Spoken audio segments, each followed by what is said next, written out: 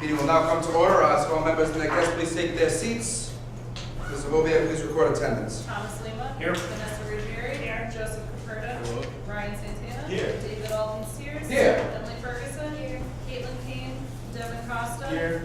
Catherine Enos. Here. Genesis Garcia. Here. Nell Gomez. Here. Amanda Monahan. Here. Joshua Percy. Present. Alexis Polanski. Matthew Scava. Here.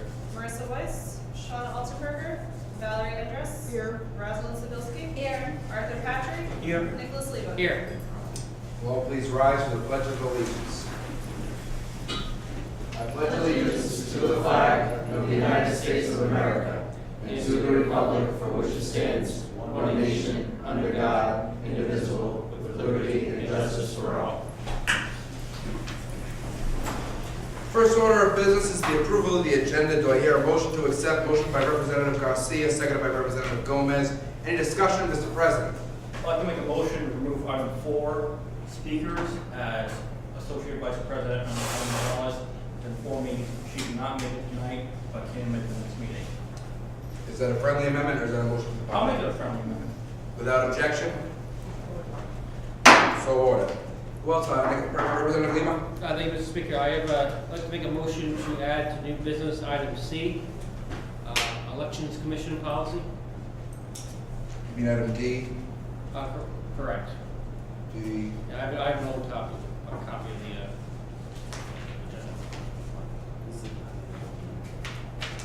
And you're the sponsor on that?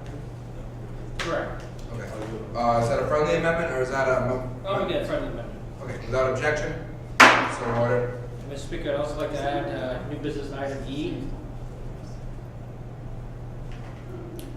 alumni, student government alumni recognition.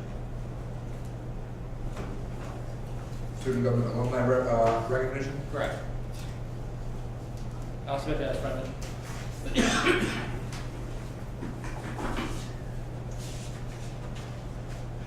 Without objection? So ordered. You still have the floor, Mr. Lehman. Do you have anything else? That's all. Thank you, Mr. Speaker. Representative. Hi, I'd like to make a motion, because I requested a leave, so I'd like to request a motion, so to pull the retention to SEC up to the thing before the speakers. Retention to SEC.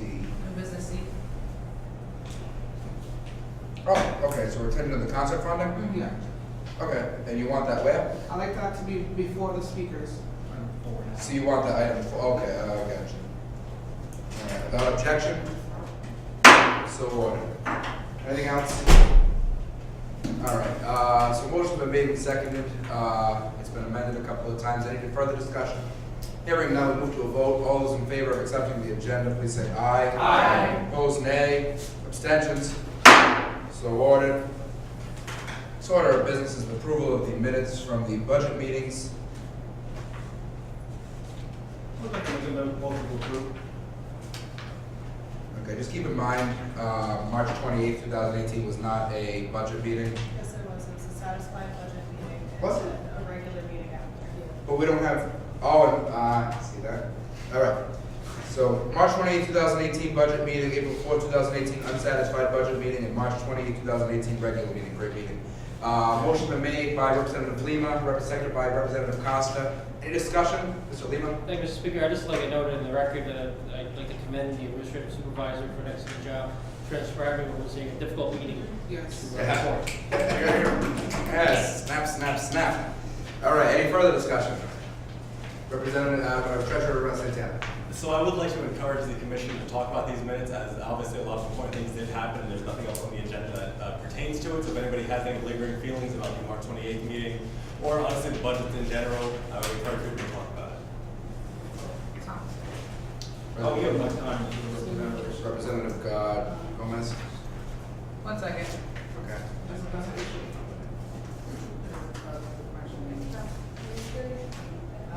I have actually a statement, but I don't know if I should just do it for issues of parliament. I don't know. I'll speaker whatever one you want to go because it's a ring. Not a ring, but it's like You want to do it for pretty the long. Parliament? Is it going to be like a big thing or is it going to be about the I mean, you minutes? can see it from afar. Is that about the minutes or is that about the, About the meeting itself. all right, then yeah, we'll hold that for issues of public. Thank you. All right, anything else? All right, was motion made in second already? My mind's slipping, all right. Any further discussion? All right, all those in favor indicate by saying aye. Aye. Opposed, nay. So ordered. This order of business is item 9C, retention of student concert funding. President Lima. All right, thank you, Mr. Speaker. Again, the chair of the SEC approached me with this issue as they've had a difficulty obtaining an artist this semester. Part of the reason being that in February they wanted to approve for budget. With that, I'll yield my time to the chair of the SEC, Representative Garcia. Thank you. So Brittany Berton, she works at upstairs in the fourth floor. She worked with us the whole time during the process. She wrote a statement for me to read. So I'm going to read it very quickly. I was able to print it out, so I apologize for that. To student community government, this statement is on behalf of the SEC committee in favor of continuing to plan a concert for fall 2018.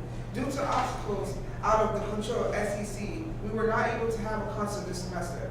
Upon being elected for SEC President, Genesis and Kelly Harlow, as well as the rest of the SEC team, worked officially and passionately to plan a concert for the Brick community. Along with the support of James Anderson from One If Byland Production, serving as a middle agent, SEC attempted to put in offers for Terry Lanes and Ty Dolla $ign.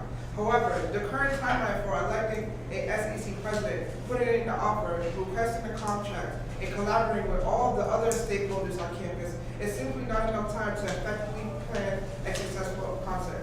By starting the planning process this semester and utilizing the time off in summer, we will be able to have a concert ready for October 2018. It is apparent for SEC service that students at Brick would be excited to see a hip-hop concert here on campus. I strongly urge you to allow the concert funds to be put into escrow so SEC can continue to do the good work that they started this semester and provide an unforgettable and cornerstone event for the Brick community. Signed, Reggie Murtaugh. Jason Ringworth has also said that he would like to see a concert happen in the fall, so I have his support as well. But yeah, I would like to please, I don't, like, whoever's gonna be president next semester, I don't want them to have to go through the finance commission to ask for that money again. That was very hard to do, and I don't want them to have to go through that process again. So if there's any way possible that we can have that money be put into escrow so that we can start planning the concert in the summertime and have that ready for the fall, that would be very amazing. Treasurer Lima, Treasurer Santana. Thank you, Mr. Speaker. So I would like to also illuminate this discussion for the rest of the rest of the Parliament. So the Finance Commission did have a couple of requests from the SEC to have a concert for this year, and it was delayed a bit. Ultimately, there was discovered that a member of the Finance Commission was using their personal bias against the SEC chairperson specifically in order to stop them from having this money as soon as they should have had it. And as such, they were not able to do it within just the second semester span of time. The idea that it be kept open as a summer escrow line item is something that would normally be going through the Finance Commission, but since it's a very large amount of money, $70,000, they decided to bring it to Parliament directly because they do have the final say on any funding procedures, anything like that. So you guys do supersede the Finance Commission when it comes to that. Personally, it's a unique case where certain organizations do keep a summer escrow line item open so that they can do things over the summer, but that's normally for like improvements, capital improvements, things like that. So for it to be something that benefits the following year, I'm not entirely sure I agree with it as the chair of the Finance Commission, but we did have a meeting about it. They did explain the situation, and I heard their complaints and things like that. And it's a difficult situation to wrestle with, basically, because it's not a normal thing. It's a very unique situation. I urge you all to think critically about this, because this is this year's money going towards next year's event, but it is also sort of a victim of circumstance, so to say. So I just wanted to give you all as much information as I could, and if anybody has any questions for the Finance Commissioner or the Treasurer, I am more than happy to answer them, and I hope I can help Genesis so that you guys can all fully understand the situation before you vote on a large allocation like this. President Lima. Thank you, Mr. Speaker. Again, speaking on this issue, it is a sensitive issue that doesn't happen often. history of the SEC was established in 2011. There was a conference put on in 2012, 2013, 2014. In 2015, 16, and 17, the committee was partially appointed. There was no request for the Finance Commission. There was a request this year, and that initial request was denied in December, which in my opinion significantly goes against the Commission's ability to function. With that being said, student community government does fund events in the spring for the fall. I can allude to Through Boston in 2013 was funded by the SCG Finance Commission as a fall event. The allocation was approved by both Parliament and Finance, and the Executive Board, for better or for worse, had that event to deal with in the fall of 2014, or 2013 rather. With that being said, I don't have much opinion on this matter.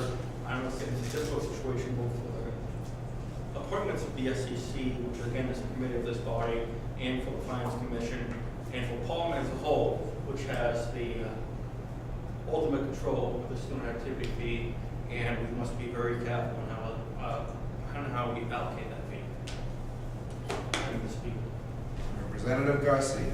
I just want to say thank you, Treasurer, for clarifying, and I do respect what you said. I just want to say, like, I think, having that one per escrow and letting, like, whoever's going to be president, like, and the team, because I'm going to be here all summer, so I would like to be a part of the SEC no matter what position I hold. But I think it's going to be, if we're trying to have a concert in the fall, especially in October, it would just make things very easy if we had access to that money in the summertime, so that by the time September comes, all we got to do is just do promotion.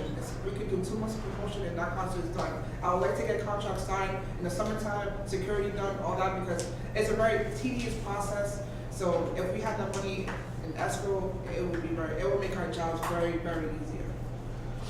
Treasurer Santana. Yes, that actually, President Lima touched on something that I neglected to say. So for every commission resolves June 1st, which means it's completely abolished, things like that, or arguably during sign dives, Parliament. But so during the summer, it would be planned by the Executive Council, whoever's elected at next meeting. You guys know elections are coming up, I hope. And also whoever the treasurer or the president the president decides to appoint interim. So we might not see the same SEC, but as long as they work together, I think it could be a very successful fall event. And I hope you all completely understand. Sorry. President Lima. That being said, I'd like to make a motion that the Parliament would hold the $70,000 allocation into escrow over the summer. Motion's been made by President Lima to move the $70,000 allocated to SEC into Chicago Hall, seconded by Vice President Ruggieri. Any discussion? Representative Lima. Thank you, Mr. Speaker. If anyone's wondering if this is a wild and crazy idea, it's actually a very good idea. It has a lot of precedent even in this chamber. I can think back to 2008. At the time, we had a little bit of a fiscal cliff in student government where we had a $45 student activity fee rather than $60, yet student life was moving on campus. So we found ourselves in an awkward position of either having to cut club's budgets for $100,000 for the following year, or take some money out of our existing surplus, our rainy day fund at the time, and use that towards the next year's funds. What we did at the time was actually a very good move on our part, because the student activity fee was then increased the next year, and that money was easily repaid. And at the time, student government had, I think, a surplus of over $500,000, which was way more than a nonprofit organization should be holding in reserve. So this move is not without precedent. Parliament has the ability and the authority to do this. I also want to note that while I can't vote on this matter, it's a financial matter, I should note that the Alumni Association is looking to student government to perhaps participate more in homecoming activities in the fall. I don't know what time frame in the fall you're looking at, but if this is something that can be arranged around that time frame, within a couple of weeks of homecoming, or even homecoming weekend itself, I think the Alumni Association would definitely like to work with student government to that end. Thank you, Mr. Speaker. Representative Percy. Representative Garcia.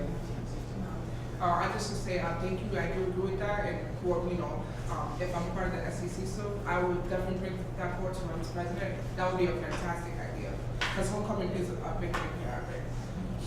Representative Gomez. Just a quick question. So would the SEC have 2 concert? No, one, Just one? just one.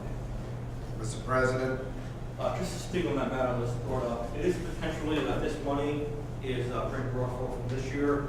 The SEC, as employed by whoever is president next year, could potentially do a spring event in addition to this concert. Representative Polanski. Representative Polanski, Forgot my question. okay.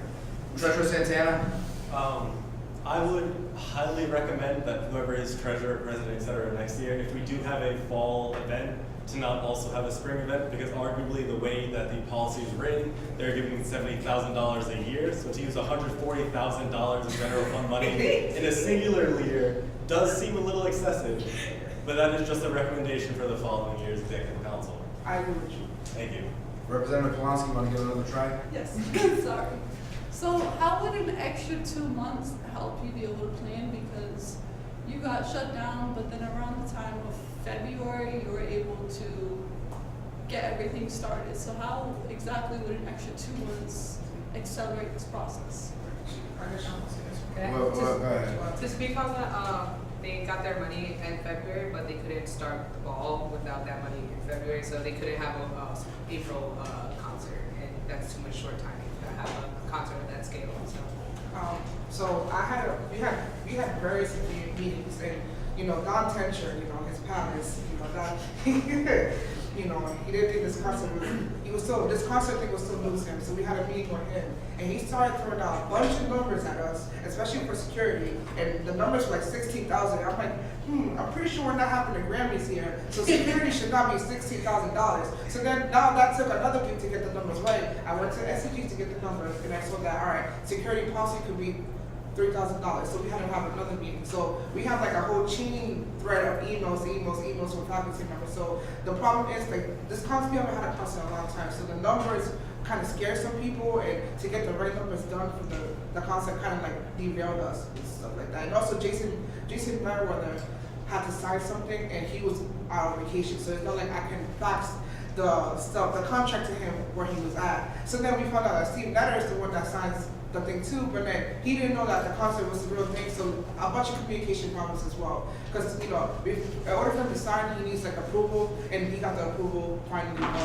Still, the timeline was really slow. So if we have the money in the summertime, so I'm gonna be here on campus. Brittany Berthow, she's the one that talks to the middle agent, who also has worked with us. She's gonna be here in summertime too. So me, her, and War Rose is gonna be in SEC. We would just plan, have the contracts ready, have the money ready. It could get done. It's not a problem. And there's faculty members out here too in the summertime. Don Tetcher's gonna be here. So if I need to meet with him to get numbers right and stuff like that. Yeah, artists, yeah, that's not gonna be a problem. I don't know if that answers your question, but okay, good. Good? Good. All right. Representative Percy. Thank you. I just wanted to let everybody here know about Article 13.2.1 states it's the duties and responsibilities of the SEC Committee, Student Entertainment Committee. It says shall provide Rhode Island College with a major event near the conclusion of every academic year. So I'm in kind of a conflict. I want this said event to happen at some point, but then by law, by our bylaws, it states that it should happen at the end of the academic year, which would be around April or May. I just wanted everybody to be aware of that. That's the conflict I'm having. But I'm kind of disappointed that this issue didn't come to bylaws to try to change it. To be able to throw it into escrow, and they're just bypassing bylaws. So what's the point of having the bylaws committee if people are just going to bypass it? Point of information. Yeah. Through the chair to Representative Percy. When you say through at the end of academic year in the bylaws, is the end of academic year defined? It is not defined. It says academic year. So an academic year would be considered probably from September to May, because on June 1st, I believe that the academic year is concluded, because on June 1st, most executive board members are relieved of duty due to the fact that it is the end of the academic year, and then it turns over on June 1st. So that's my assumption. but it could be interpreted differently. It could be by year of 2018. So yes, it could be they got approved in 2018. So you can argue that it's academic year 2018. That is fact. All right. President Lima. That being said, I don't believe that this issue supersedes the bylaws commission. Ultimately, Parliament has the authority over CG. With that being said, a little bit similar to points about the SEC chair. Yes, it was a difficult process in planning with Vice President Mr. Assess Dr. Merriweather, with the Director of Athletics, Don Pencher, and others faculty and staff and administration of the college. So I do support that this money roll over into escrow, and that the future Parliament can do with it as they want, whether the future of SCG President and Parliament decides that they do want to go over a concert in June. And again, this concert, if the request is for the fall, so it can happen at any time next year. The money is already allocated, and I see this openly. I'm looking at the big picture here. A major event on campus is what both the students I've talked to want on campus, and the college administration is looking very closely at SCG and looking at what we can produce and what we do to serve students. And they've heard from students as well that they want a major event on campus. That used to be. All right. Representative Gomez. Oh, Representative Garcia. Percy, I just want to say that I understand what you're saying. Well, during that time, we wasn't really focused on bylaws, because I was new to that. Some people were new to that too, so that wasn't really our focus. So I do understand where you're coming from. Maybe the second time around, we can take a look at bylaws and start changing stuff. But I think it would be wise to have it in the fall better, because it's just start of school year. People are getting textbooks, stuff, all that stuff. I think fall is just perfect.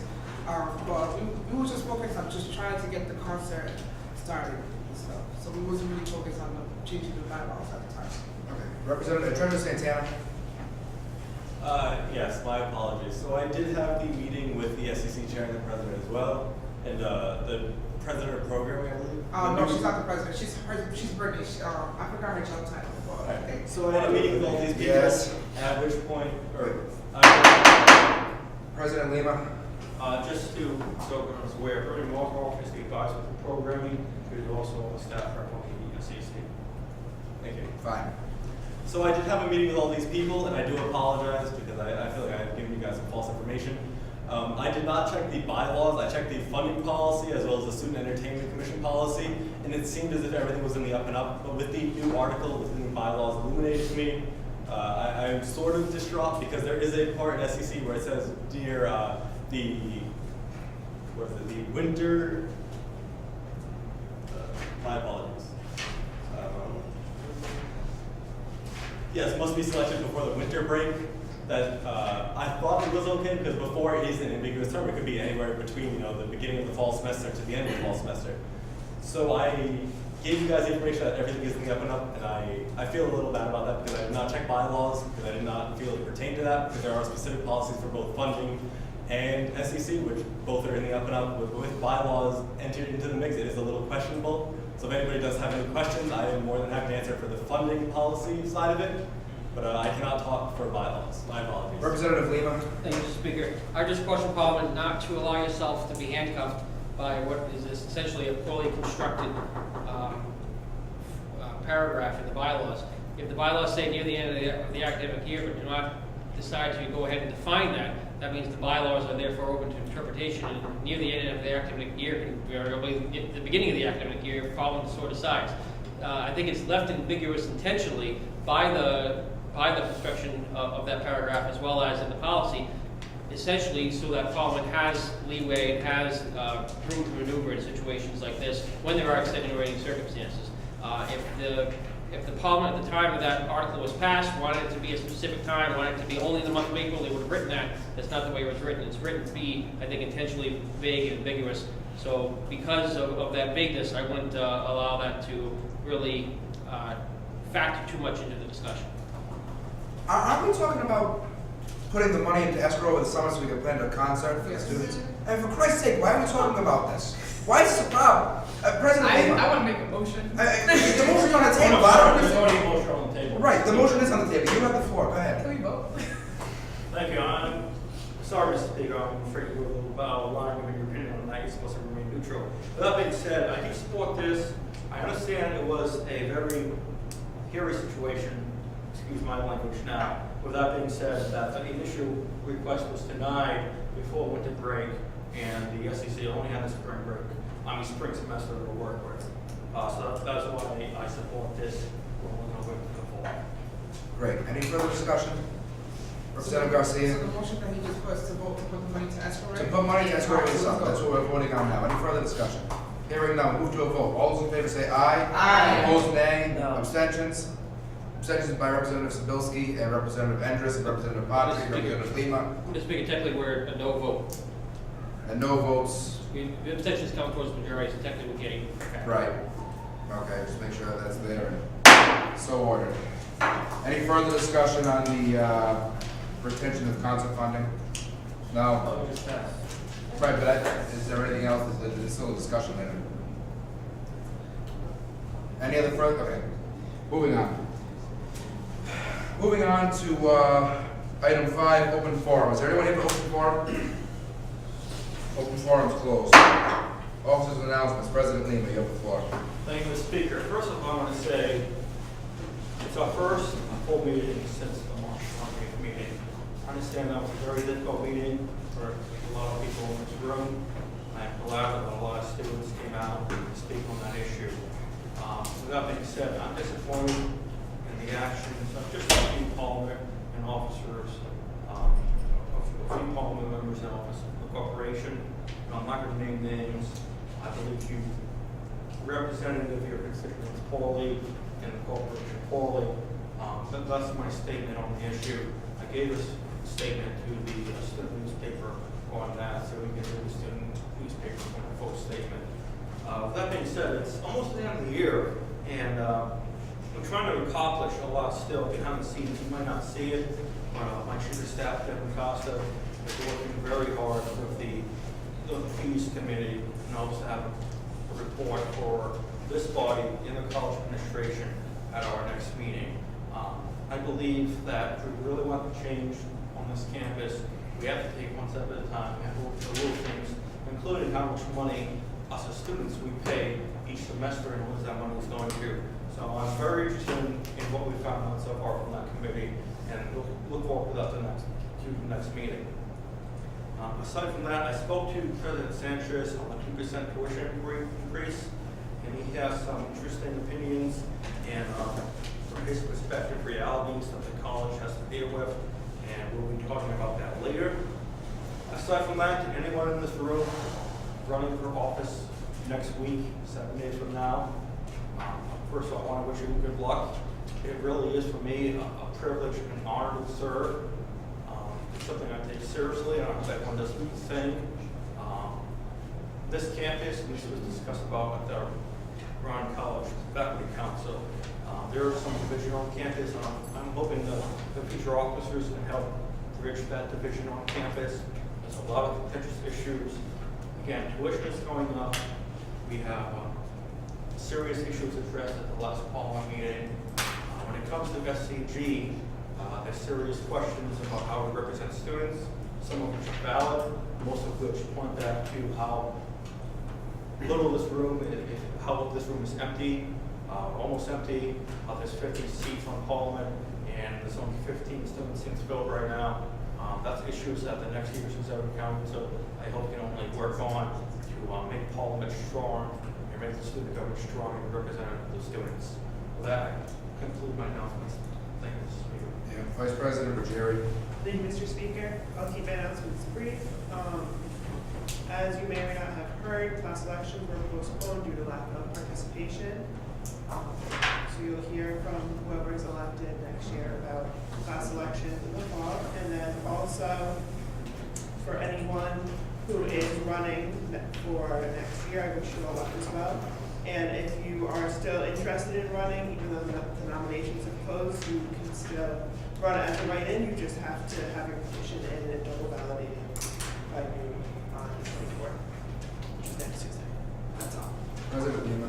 Thank you, Mr. Speaker. I just wanted to allude to something that Vice President Ruggieri brought up, the fact that we had to postpone class elections. It's really unfortunate at this, the amount of apathy that exists on campus still. I don't blame it on the students entirely. I'm here to serve the students. However, our population as a student body is at a 20-year low. And I believe this college and President Sanchez has come before us this semester to speak to us. There are some serious issues at this college going on. It's really unfortunate that the advertising was good. We had the advertising on social media, the anchor, etc. And we still do not get the sign-ups to run for class officers and class representatives to Paul. So I believe that says something. And again, I'm not running for re-election. I may come back to Parliament. I probably will come back to Parliament. I'm not graduating. But it's really something I think the people in this room, the people that join Parliament next year, the officers next year really need to look at about what we can do better to bridge the gap to get students involved and interested in their own campus. Thank you. Secretary Caperta. Hello everybody. Stories is coming up next week, so that's gonna be fun. It's gonna be cool. I hope to see everybody there. Next time we meet, we should have more constitutions out here, so we can get some new orgs on campus. That concludes my notes. Treasurer Santana. Yes, hello everybody. So for those of you that are on the Finance Commission had their last meeting today. The report will be in the signed document meeting because obviously there's not enough time to allow the treasurer to do any vetoes if anything is necessary and things like that. But so until next meeting, the Finance Commission still does technically exist and has not rolled back yet, so there will be phone votes and things like that. Afterwards, just so you all have the information, the Executive Council does assume the position of the Finance Commission from the last meeting until the first meeting of the next year, which means the Executive Council this year and the Executive Council next year will be responsible for phone votes and things like that. If you are running for a position next year, keep in mind that over the summer and the beginning of the fall semester, you will have to keep an eye on your email because any phone votes do come through. That is the responsibility of the Executive Council. And that's about it. Later on, I'll have a few minutes and reports because, of course, on March 28th, we did not go through the normal business. So that stuff has rolled over into this meeting, but I will talk to you then about that. Thank you. Thank you, Mr. Treasurer. I have two leaves. I have one early leave from Representative Garcia. Hello, unfortunately, I have to leave Parliament at 7:30. I have to DJ event on RSA. I hope this is okay. Thank you, Representative Garcia. Motion made by Representative Gomez, seconded by President Lima to accept. Any discussion? Representative Gomez. That event actually got canceled, so she didn't have to DJ anymore. What actually happened was she got hit with a soccer ball earlier when she was working at Henry Bernard, and she hasn't been feeling right since. She was nauseous and didn't want to go. Okay. Any further discussion? Hearing none, we move to a vote. All those in favor say aye. Aye. Opposed, nay. Abstentions? So ordered. Second one's from Representative Kane. Hello, I will not be in attendance at tonight's Parliament meeting due to academic obligations with my biology senior seminar presentation being tomorrow. Thank you, Caitlin Kane. Motion by President Lima, seconded by Representative Costa. Discussion? Hearing none. All those in favor say aye. Aye. Opposed, nay. Abstentions? So ordered. President Lima said he had a quote for the anchor regarding the March 28th meeting. I sent in my quote. Mine wasn't published, so I'll read mine now. It is a sad state of affairs when fellow students turn to intimidation tactics and shouting to silence opinions that oppose theirs. We were looking forward to an organized debate and hearing both sides of a very important argument. However, several people in the room unfortunately had their voices silenced. As author of the resolution to arm campus police, I can understand the concerns surrounding the topic, and I can understand why certain members could not support the resolution. I am, however, very disappointed that several people in the room could not voice their opinions due to being shouted over and intimidated. And it was a problem. And it wasn't just a problem for one side, it was a problem for both sides. We couldn't have a civil, organized debate. It was just a mess. It wasn't anyone's fault, running the meeting. It was just, there were so many people shouting at once. There were so many people that were speaking out of turn. There were so many people, I wouldn't say so many people, but so many people trying to intimidate members of Parliament by standing behind them and screaming on top of their lungs. And it was just a terrible, terrible showing, and it was very disappointing, and I'm very disappointed. However, it failed. The resolution failed, and from there we can talk about other ways of making the campus safer. And I think that we can honestly have that discussion without all the drama that took place on March 28th, and we can have it in organized and civil fashion. It can happen. It can happen. We can have another open forum. We can have another town hall. It doesn't have to resort to what happened on March 28th. We can have these discussions. It doesn't have to be such an angry, charged debate. It can be a lot easier than it went. Mr. Lima? Thank you, Mr. Speaker. Mr. Speaker, you raised actually two very good points. One thing that was on my mind after that meeting was also on my mind after a meeting that you may all recall earlier on in the year, where we had another lengthy discussion, which was very productive, in which this body was accused of having rules as obstacles and roadblocks, and that we had too many rules. Well, that meeting that we just recently had, I think, showcased the importance of having order and rules, because the rules are in place to protect not just the right of the majority of a body to conduct business, but also to protect the rights of the minority of the body to have their views heard. That's precisely the reason Robert's Rules of Order was written by General Roberts. That's precisely the reason why all levels of government function under such an organized effort. It's to protect the rights of all to have their voices heard, and I think it was an interesting bookend to the year to have that early discussion back in September and October, whenever we had it, and the latter discussion that sort of showcased as a primary illustrative example of why it was needed. You also brought up, Mr. Speaker, the anchor. As this body may recall, most recently at the unsatisfied budget hearing, I went on a little soliloquy about the anchor, and I noted that the anchor was not present, aside from members who were served on this body at that last meeting. I should also note tonight that this body just approved, I believe, moving $70,000 of the students' money to escrow, but I don't see an anchor photographer in the room or an independent anchor writer taking notes for the story or prepared to ask quotes of Apollo members after the meeting. And I think that's incumbent upon that organization to ensure that they're here participating and making sure that the students know what their voice is doing here on this body on a week-to-week basis. Representative Enos? I do want to state for the record that the student that wrote the piece on the March 28th meeting was here. He didn't ask for quotes here. I think he sent emails, but he was in attendance. It was sent out by the editor-in-chief, the email asking for quotes. That is just the quote that I provided. It wasn't published. And I'll get more to the anchor later, especially because I don't know if all of you have seen the anchor. But I was misquoted. I was quoted on the first page where it says we move to a vote now, where I said, I request that we move to a vote now. If we can play back the tape, I can show you exactly what I said. I'm not Stalin, okay? I don't, first of all, they got a nice picture of me here pointing like I'm Stalin, like I'm some kind of Nazi, okay? But I'm not, okay? This was just me trying to get everything in order. I was screamed at for 2.5 hours straight. I was aggravated. I wanted to get the meeting going, get it to a vote.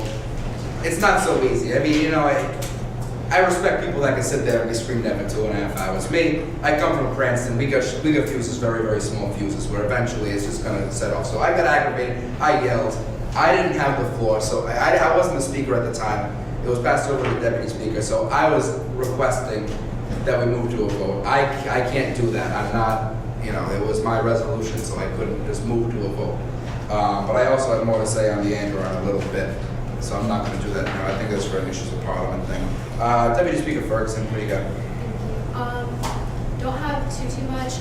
We got the results back for the survey on teachers and services on campus, and we had 3 or 4 main things come up.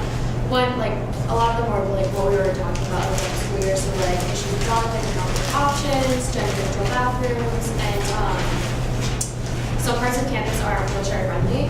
And unfortunately, the aftermath of that meeting moved into the survey and comment section, and people were sharing how they felt like they weren't represented properly and stuff like that. So I just think that's some stuff to think about. Great.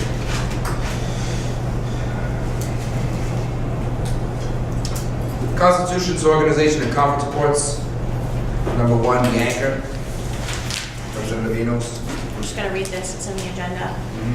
So the Anchor newspaper would like to thank you for granting 7 of our members with the opportunity to travel to New York City for the College Media Association's Spring Conference. By traveling to New York as a group, we were able to experience working as a team in an unfamiliar and at times very stressful environment. Although we missed a day because of bus cancellations due to a snowstorm, we were able to successfully make it to New York City as a team without too much difficulty. After actually arriving in New York City, we navigated through the city as a cohesive group and successfully attended many different panels at the media conference. FBI Strategies for Interviewing was one of the most interesting panels we attended. A professor from New Jersey explained different strategies for interviewing individuals, like not being too pushy for information and how body language is key to having someone feel comfortable with you during an interview. This opportunity to travel to New York City was a very exciting and also informative one. Again, all of the traveling members of the Anchor would like to thank SCG for generous funding of our trip. Sincerely, the Anchor. Do I hear a motion? Motion by Representative Constant, second by Representative Gomez. Any discussion? Hearing none, we move to Treasurer Santana. So there was an issue that was brought to my attention earlier in the semester. Every conference report has to be presented by somebody that didn't attend the conference, so I would just like to ensure that you did. All right, thank you. Representative Gomez? Yes or no? Any further discussion? Hearing none, all those in favor say aye. Aye. Opposed, nay. Abstentions by Representative Enos. So ordered. Next order of business is Resident Student Association. We have a representative. Hi, how are you? Good, Eric. Good, good. What do you got? Hi, my name is Colton McAdams. I'm the NCC for the Resident Student Association. We attended the Northeast Affiliation of College and University Residence Hall Spring Leadership Conference between 3/2/18 to 3/4/18. I attended, our president attended, representative from the National Residence Hall Honorary, and 3 delegates, Calvin Mounts, Brittany Cheeto, and Sarah French. There are 3 main goals of the conference that I think that we took out of it, which were networking, college representation and recognition, and growth and leadership. So as for networking, we had our delegates and some of our representatives attend different programming tracks. We ensured that each representative attends different ones to bring back as much as we can to the college to develop our programming skills and other team building skills. As for college representation and recognition, we won multiple awards and represented Rhode Island College in a very positive light. So much so that we are attending nationals for the first time in, I think, 4 years, which is really exciting. We won first place for a focus project, which is a case study that focused on sexual assault on campus and how our student organization would respond to it. And lastly, growth and leadership. The 3 delegates, Kyle, Brittany, and Sarah, each of these delegates have been nominated for multiple e-board positions for our upcoming elections. So we think that this conference has a really big impact on the leadership that we see, in the upcoming years of RSA. And we also just wanted to say thank you to SCG and to everyone who helped fund our conference. Thank you. Thank you. Motion to accept. Motion by Rep. Gomez, seconded by Rep. Enos. Any discussion? Hearing none, we move to a vote. All those in favor say aye. Aye. Opposed, nay. Abstentions? So ordered. Thank you for coming. Thank you. Next order is WXIN. I got 2 people raising their hands who's speaking. Hi. You want to speak too? If you would like to. You can both do it. Sounds good. Come on up, hey. Yeah, come on up. Come on. So, Friend of Parliament right here. So, me and Mike are one of the 9 people that attended with 90.7 WXIN. We love this conference very much. It was a little bit of a pain due to the snow, as the Anchor attested to. We decided, or should I say I decided, overall, people who were attending wanted to make sure they didn't miss anything.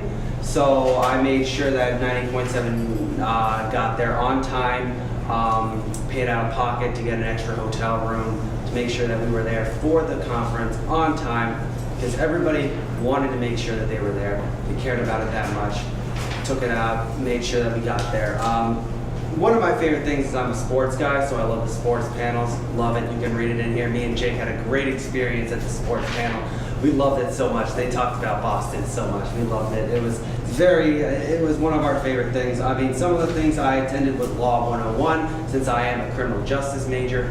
It was very interesting. I learned a lot from it, how law and media combined into one. It was very interesting, opened my eyes a lot.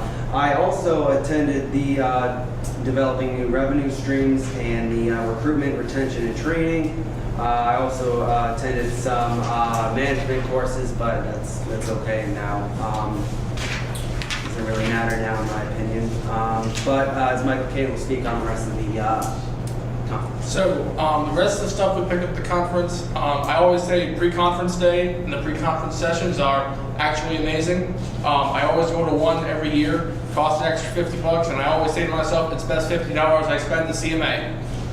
So this year it was monetizing college media dollars to increase your overall production as a station. As you know, we have a sales manager. So actually, we work together quite a bit with making sales and the business behind it, and the workings behind that. But one thing I learned the most is like rebranding is this new concept that I like talk to everyone about, and they're like, whoa, and I'm like, rebranding is like this cool new thing. I try not to overwhelm people with it, but like, it's the future, man. It's great. So the CMA definitely presents in a lot of ways that WXIN can do rebranding and still remain to our core like mission statement and our values and everything. It's actually amazing. So the other session I went to would be the last day. There was a networking class, which I networked with 15 other college radio stations across the U.S. This is my second time going to that. That's amazing. It's like this big brainstorming slush pool of like 15 different regions of the U.S. come together to talk about college radio. Kind of crazy. I want to do a vinyl radiothon next year. I don't know. It's cool. And definitely worth the time. Definitely worth the trip. All of our members have learned quite a bit from this, right? Yeah. I would like to add, you might be questioning why Mike Kane paid out of pocket for the pre-conference. I thought really hard about it while I was booking it because Mike Kane was a little busy as business director, so I took it upon myself as GM to book CMA myself to make sure that we were there on time. But unfortunately, Anchor TV was unable to submit their request on time, and I felt really bad given the fact that we had multiple people intertwined with the organization, and I made sure that the people that part of XIN and Anchor TV were able to go. You might ask why Mike Kane had to pay out of pocket for that $50 thing, but I was really thinking hard about it. I almost had Joan, when we ordered the conference, to give Mike Kane, because I knew he was going to go to the pre-conference, but since SCG only funds fully for 8 people for the hotel travel, and since we took 9 people, we had to pay the full out of pocket for that 9th person, which really did a divot on our revenue. So I decided that it would be safe, that we only do the normal conference, and if anybody wanted to go above and beyond, that was on their own point. But again, I really felt bad for Anchor TV, so I made sure that Anchor TV had an extra spot. It actually had extra 2 spots for 2 main members of 90.7 WXIN, Jake Elmsley and Michael Kane. They are very integral to 90.7 WXIN, and they were willing to go with Anchor TV. But issues arise. We had 2 extra spots since some people backed out from ours, so we picked them up, and they had a blast. They learned so much. Jake's a sports guy, as am I. We learned so much about how you really don't need to know about sports nowadays to be a sports analyst.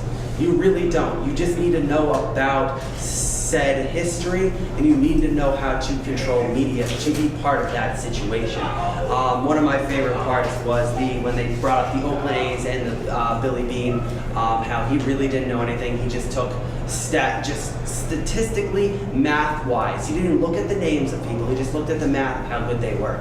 And if you're a math major, you could most certainly be a sports analyst, a sports general manager. You could most certainly push yourself to be that said person, even if you have no interest in sports. So I learned quite a bit from this conference. I know Mike did. Go ahead. So this year, this is my second year. Someone joined me in pre-conference day for the first time. I'm like creating a trend. So Jake Elmsley went to the covering the Little East tournament. Yes, I can clarify on this. He got 2 Little East tournament tickets for $50 where he had to go and write a information. Yeah, go ahead. I'm pretty sure they mean Big East. Big East, I'm sorry. Sorry, I'm not super. A little East, Big East.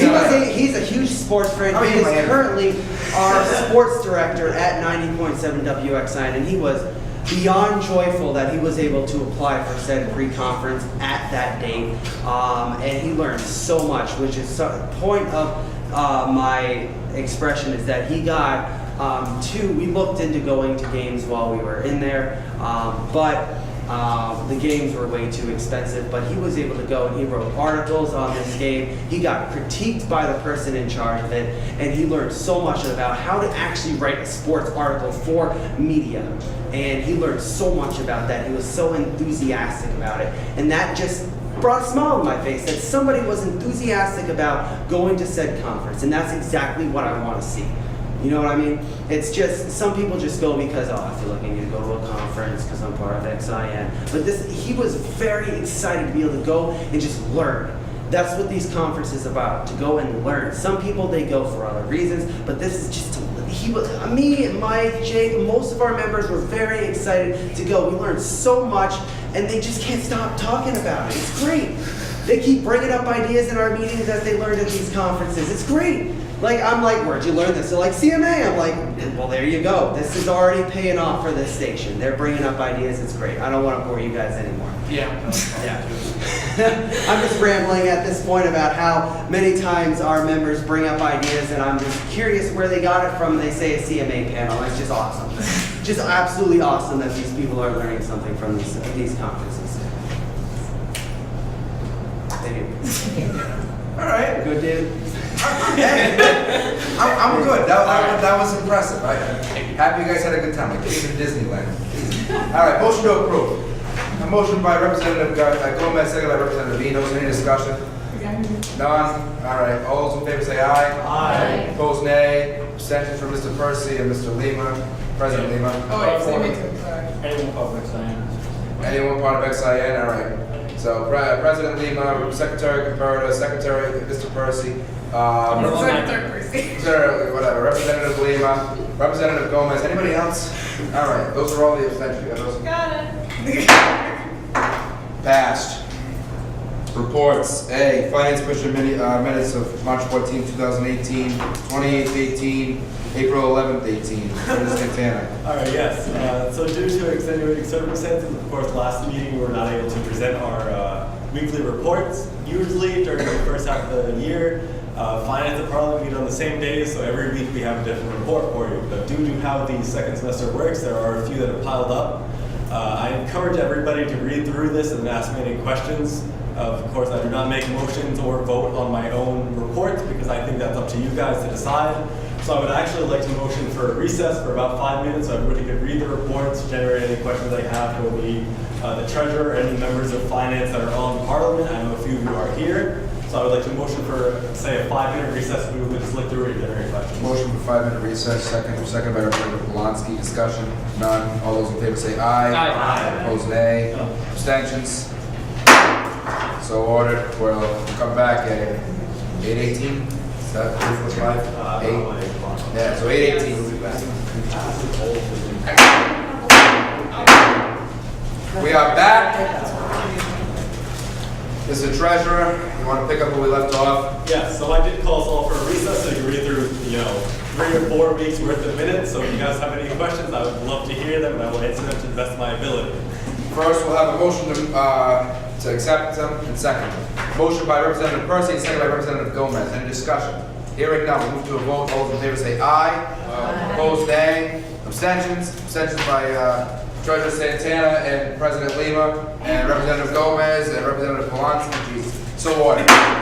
All right. Next order of business: finance allocation reports for February and March. Treasurer Santana. Hello, everybody. I'm glad to see you again. Of course, the monthly allocation reports are in. We did not have time at last our March 28th meeting to look at the February allocations because this is supposed to be the first meeting of every month. So we have both February and March in front of us. If you guys have any questions, I'm more than happy to hear it. For those of you that remember at the start of the semester, we were running at a slight deficit. That was because the student activities fee was not yet deposited into our bank account. That is represented, and I believe, yes, the February allocation reports does have that amount. And then, March, as per usual, there's the allocation reports for that. Next meeting, we will have April, because we did have our final finance committee meeting. So if you guys have any questions, I highly encourage you guys to ask me, and I will give you all the information that I can. Thank you. Motion to accept. Motion by Representative Gomez, second by Representative Enos. Discussion. Representative Gomez. So you said the March allocation report is $4,759.96, so that's how much money we have in our account right now? Yes. No, if you read the paragraphs, it says how much money we have. That is how much was allocated by the Finance Commission that given month based on, so I'll give it to all of you. The operating budget means any new or sustaining orgs that ask for additional money. The conferences includes conferences, educational trips, and recreational trips. For those of you that don't know, educational trips are completely subsidized by SCG. Conferences, we give 50% of travel and lodging, 100% of registration, up to $400, et cetera. And the recreational trips, 100% of the money is subsidized through them. We just give them the initial amount as like a loan, basically, and that'll appear in the anticipated revenue column. After all that is totaled for the month, we'll see that in totals if you read the column in row. If there's any questions about that, I'll be more than happy to illuminate, but if you read the starting and ending paragraphs, it is any substantial amounts that are either deposited or taken or withdrawn from the SCG general fund. Thank you. Representative Lima. Thank you, Mr. Speaker. Mr. Treasurer, I just wanted to applaud you, commend you and the administrative supervisor and the comptroller, the entire finance department of Student Community Government for your excellent work in these reports throughout the year. And to be honest with you, Mr. Speaker, it was something that was missing from student government for a long time. It was something that used to be done on a regular basis. I hope that it's now going to be a regular feature for many years to come. To have the transparency and the numbers available for students to see is something that's, I think, very important. And you really deserve a round of applause for that work throughout the year.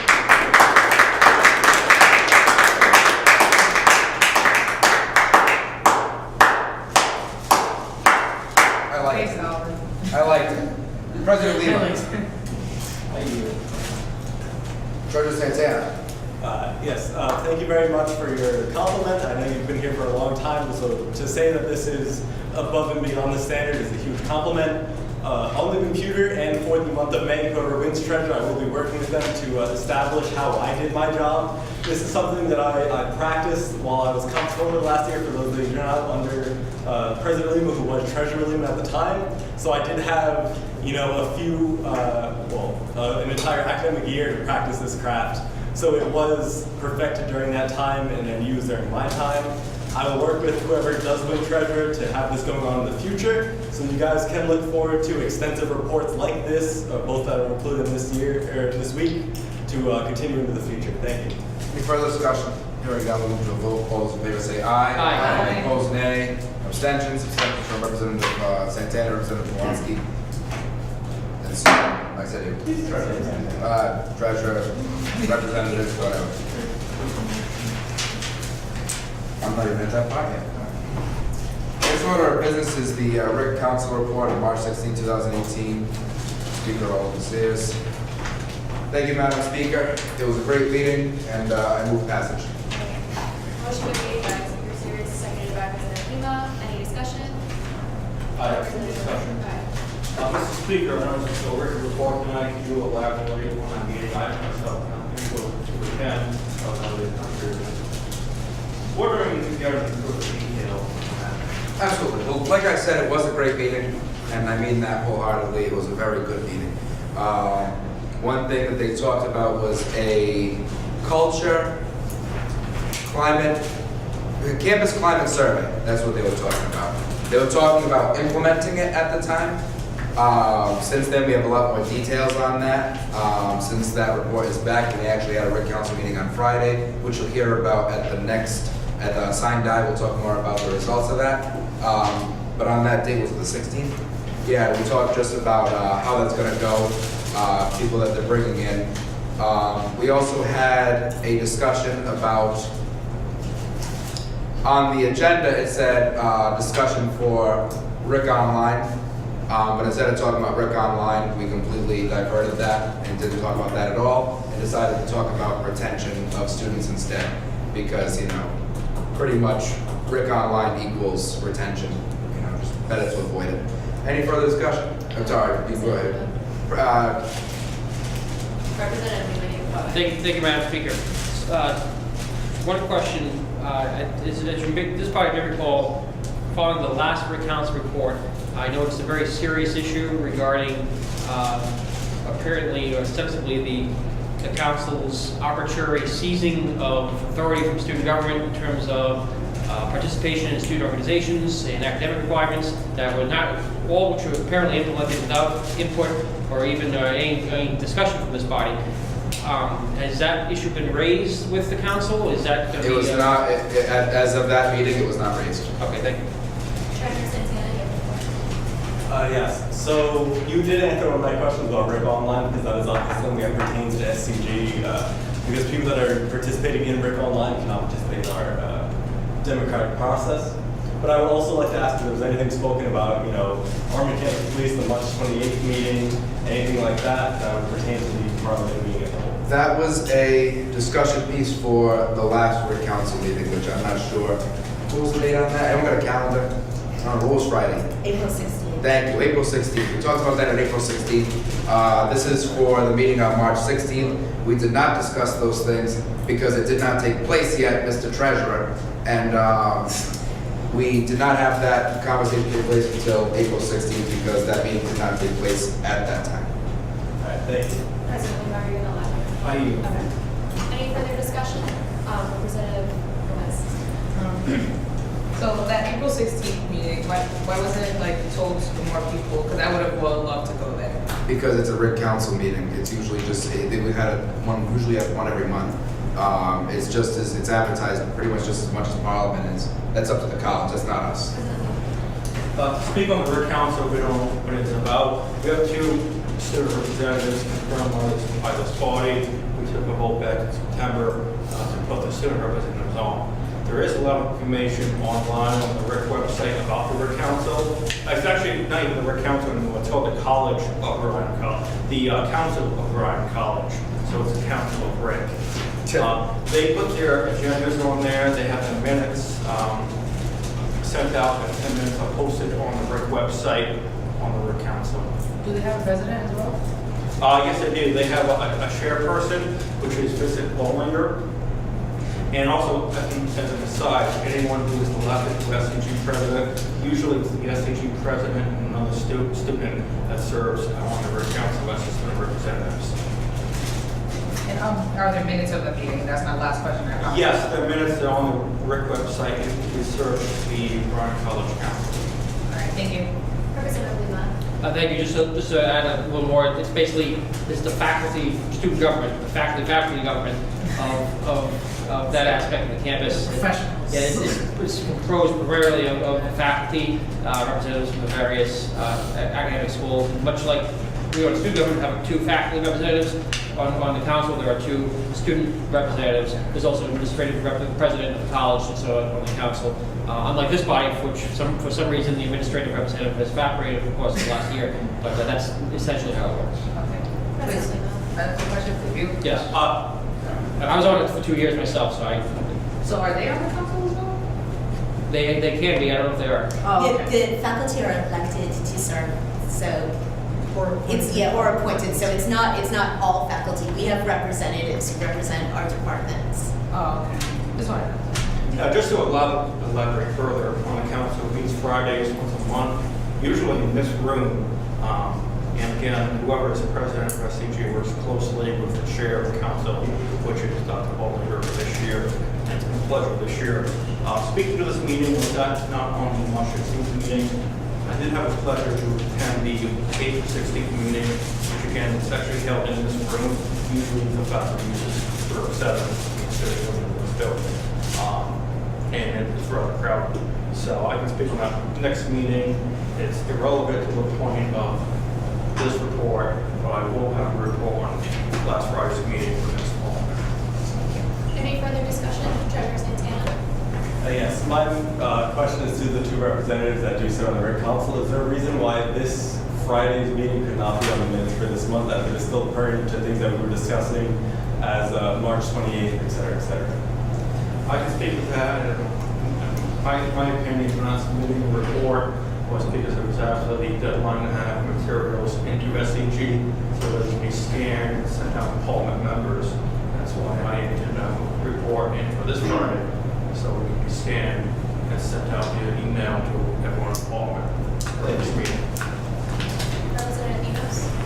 So I was just wondering about, so like a month and a half ago, they had Rick Online discussion they had to cancel it.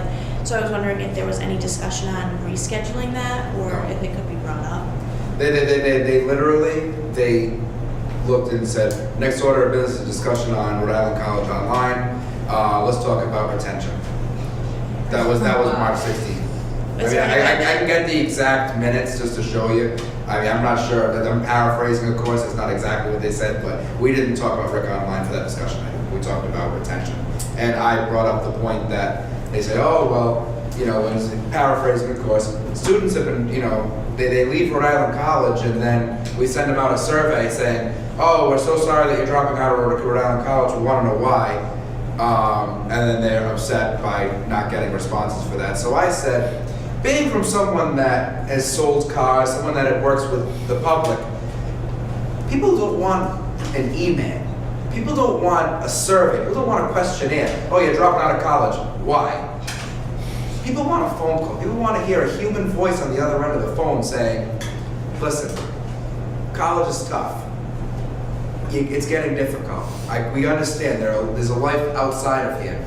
We want to know what we can do to bring you back to this college.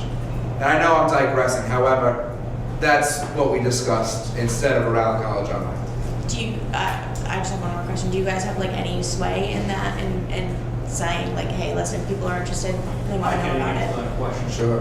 With that issue, President Sanchez has said that he is waiting to the fall for that issue.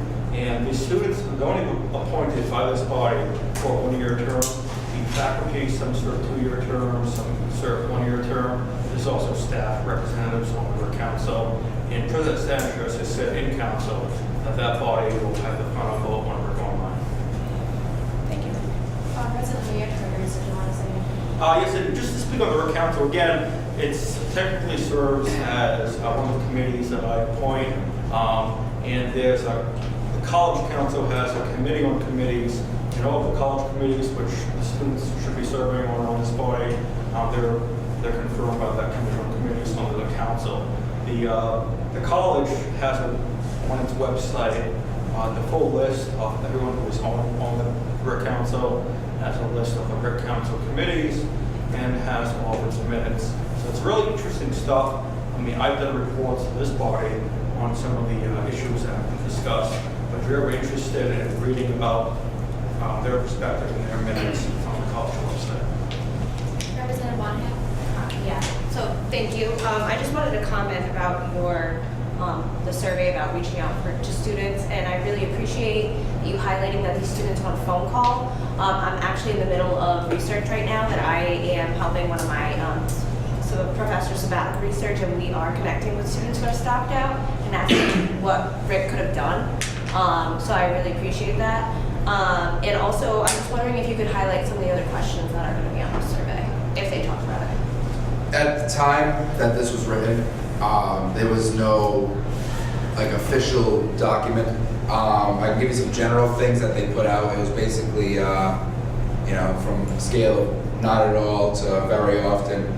How often do you reach out to tutors for help in your classes? Or how often do you speak to someone that's not of your race and religion?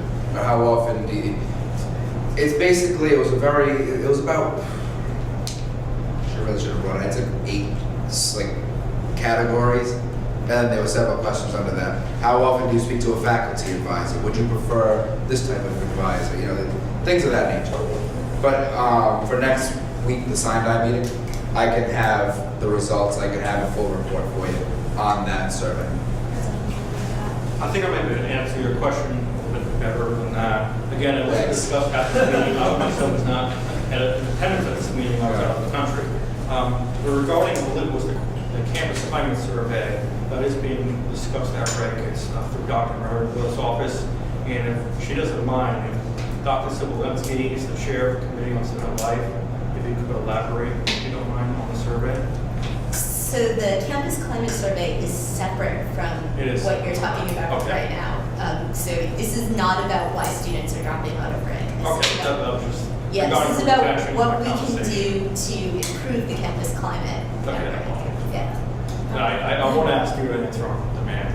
And does that clear up your question though? Again, I wasn't at this meeting, but I do know that there are several surveys that are going on, including the conversation about retention. No, it doesn't. Okay, thank you. Representative Scusi. Thank you. I wanted to just speak on the RIC Council. I just want to read what they're thinking. So it says, the operation of the Rhode Island College is the responsibility of the Rhode Island Board of Governors for Higher Education, which charges the president of Rhode Island College with the task of carrying out the functions that the board assigns to this institution. Since the faculty also, by the nature of its duties, necessarily participates in the operation of the college, this charter is designed to clarify the role of the faculty and its relationship with the administration, to improve the communication among all parts of the college, and to provide a more effective mechanism for the faculty's execution of its responsibilities. The 1966 joint statement by the American Association of University Professors, the American Council on Education, and the Association of Governing Boards of Universities and Colleges on Government of Colleges and Universities is endorsed as a statement of the principles and procedures for the government of Rhode Island College. Section 1, the faculty. A faculty is a body of persons in an educational institution to whom are entrusted functions involving instruction and the advancement of knowledge. In addition, these functions include the government of such operations and the tendering of advice to administrative officers. B, for purposes of college governance, the faculty of Rhode Island College shall consist of those persons who hold rank as professor, associate professor, assistant professor, or instructor of the college.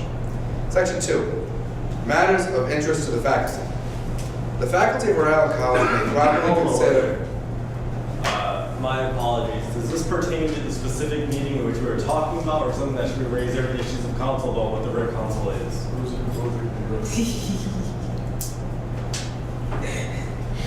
I would like to leave that up to Deputy Speaker Emily Ferguson, as you do currently control the meeting. It's the same. Was that he was calling to order? Was that needs to come to a vote? Oh, okay. So they need a second and 2/3 majority vote. Seconded by. Point of order, Madam Speaker. You made a ruling that was sustained, and that's the Yeah, issue is I- final unless it's appealed. Yeah. I'd like to appeal. Seconded. Seconded by Representative Percy. Yeah, sure. You want to discuss it? Any discussion? I'd like to discuss. I feel as though that this document I'm reading is very important to the discussion at hand. I would like to relay that this document is privy to all, not even Parliament members, but every student in general, and even people that are not students. So if you would like to know about what RIC Council does, you can look that up on your own accord, and it does not pertain to the specific meetings of this meeting which we are talking about. Thank you. Thank you, Madam Deputy Speaker. Again, questions were raised tonight about what our council is and what the council does, and the speaker was reading what exactly the council does and what the council is. And we've had these reports come to Parliament by the Superintendent of the Council, and in my opinion, the speaker was just giving an update on what the council is and the questions I was asked. Thank you, Mr. President.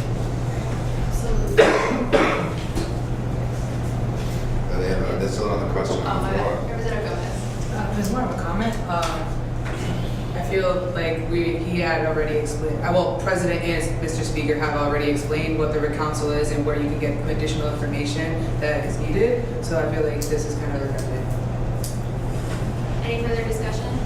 Move to a vote. All those in favor say aye. What are we voting on? What are we voting on? We're voting on the call to question. You called the question. Point of information, Madam Speaker. Yes. The current motion on the table, correct me if I'm wrong, is to overrule your ruling that Mr. Sears is out of order in reading. So Was it a call to question? a yes vote, Madam Speaker. It was a call to question that she sustained, and I Point of appealed it. information, Madam Speaker. I believe Representative Lee was correct that the motion made was to challenge your ruling, basically saying that been people challenging your ruling, are saying that it is relevant that it can be speaking.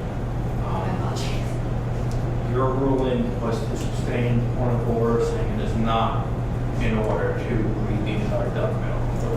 And I appeal. So point of information, a yes vote would end the currently Representative Alan Sears spiel about what the Borough Council is. And Point of order. It's the opposite, yeah. Madam Speaker, my original point of order still stands, and I think we're up to level points. A yes vote would overrule your ruling and allow the discussion to continue, whereas a no vote would sustain your ruling and terminate Mr. Steers' discussion, at which point we would go back to the original list. Point of inquiry. I would like to know what the percentage of, point of inquiry. I want to know how many votes is needed to sustain. Is it 2/3 majority or is it a simple majority? Well, isn't it a simple? Someone give me the bylaws on that. I want to know. Let's get it.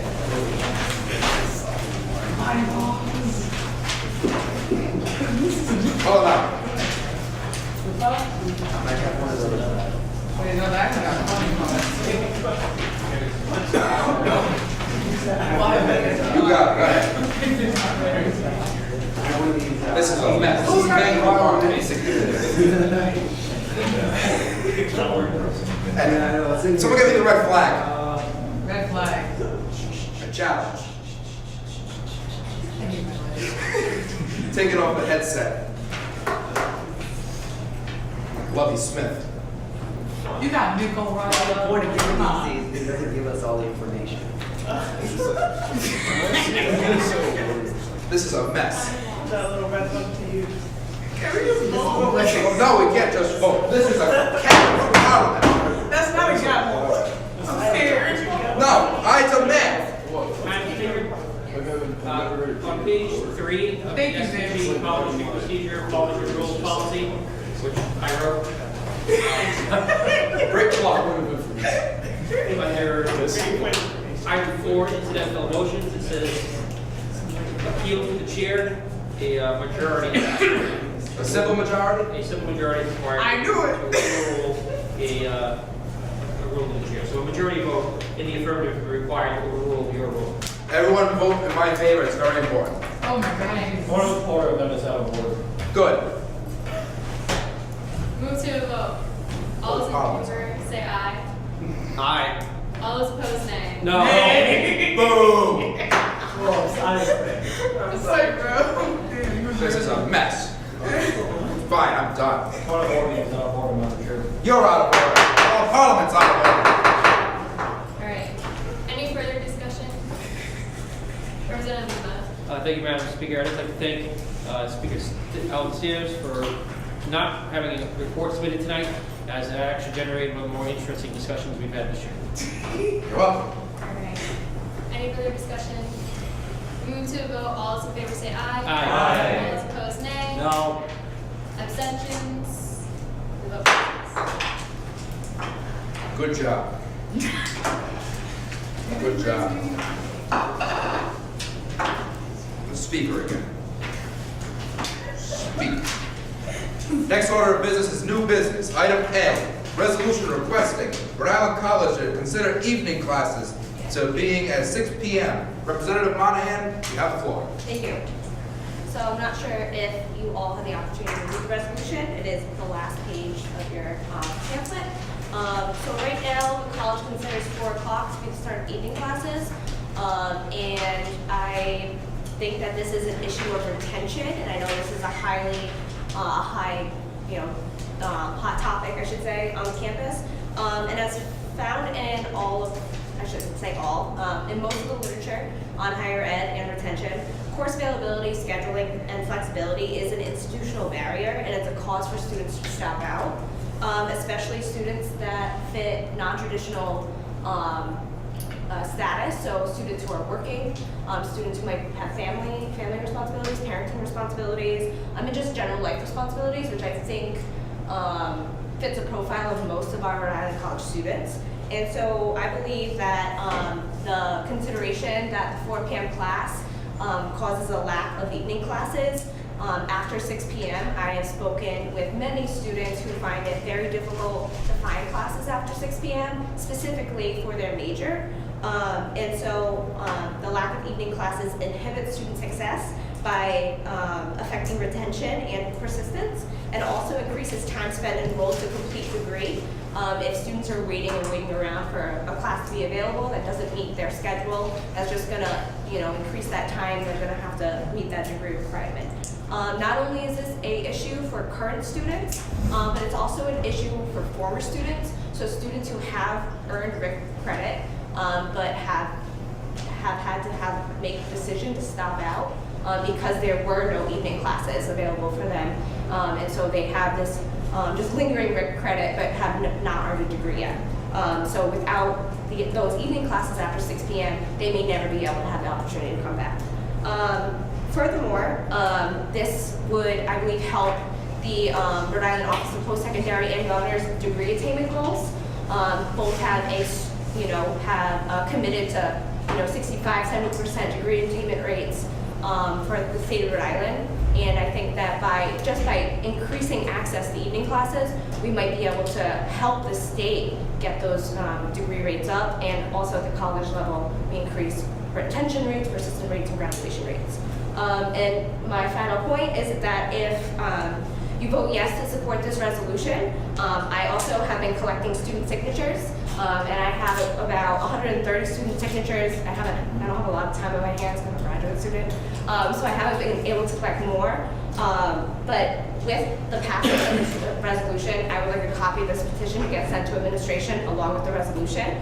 And I would like a copy of the petition to get sent to faculty to council, because I think that it's important that we collaborate with faculty on this issue, considering that they are faculty and teaching these classes, and not to become enemies. We're not demanding this, but we want to create partnerships. And I also, if this goes to passage, I would be happy to speak with faculty and your council on this issue.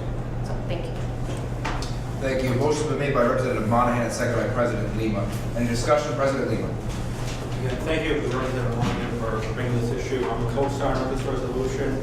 I can speak personally on this issue. I myself will probably have to work full time next year to continue going to RIC to finish my degree. And this issue, aside from my personal experience and what I may or may not do to complete my degree, this issue was recently brought up briefly at the Executive Council's meeting with the President of the College Executive Council. And they touched on it briefly, they understand the concern. I'm highly in favor of this resolution because it shows that this body, and I'm glad Representative Monahan has spoken to other students about this issue, that this really is a massive, it can be a massive, I want to use the word blockade to prevent students from graduating on time, considering what the college considers evening classes to be. But I'm hopeful that the college will make some changes because of something like this resolution and petitions going around and the other inputs from students. So they are aware that this is an issue. It was alluded to at the last meeting I had with the college president, that there is some concern over what defines an evening class, and they know that if a student is working full time, they may work there 5 p.m. and may not be able to make it to campus until 6 o'clock, so they can either attend at 4 p.m. or remote evening class. Thank you, Mr. Speaker. Any further discussion? Hearing none. Thank you. Attorney Santana. Yes, so my question is for Representative Monahan. So as far as I know, as a RIC student, the only distinction for evening versus day classes is about snow cancelization. So if you could illustrate what that would mean that mean that all classes that start at 4 p.m. would instead start at 6 p.m. in this, if this request was passed and administration was to accept it, or what that would illuminate, or what that would mean that evening classes now start at 6 p.m. would mean? So thank you for bringing up that point. With this resolution, I'm not advocating for the change of 4 o'clock classes. I'm not saying that they shouldn't exist. I'm just saying that 4 o'clock classes should be considered a day class. And with that consideration of moving evening classes, with the hope that programs and departments would then schedule more classes after 6 p.m. in order to be able to say we have evening classes available. All right, thank you very much. That does answer my question. That does answer my question. Great. Representative Polanski? So I am obviously not, a co-signer of this resolution, but I did sign the petition for it because it doesn't really make sense that evening classes are 4 p.m. when many jobs are 9 to 5, which means they wouldn't be able to get there until at least 5:30 or 6, depending on where they're coming from. So to have classes start at 4 p.m. considered evening classes, not many jobs end at 3:30, so it doesn't exactly make sense that Rick has classes, evening classes considered at 4 p.m. because it's not exactly feasible. Like, people can't make it to those classes. It prevents people from being able to finishing their degrees, which, obviously college is looking forward to doing that. And I feel like this is a good resolution to pass because it will put forward more people who would want to complete their degree and more money into the college and such. Mr. Leon? Pass. Mr. Leon?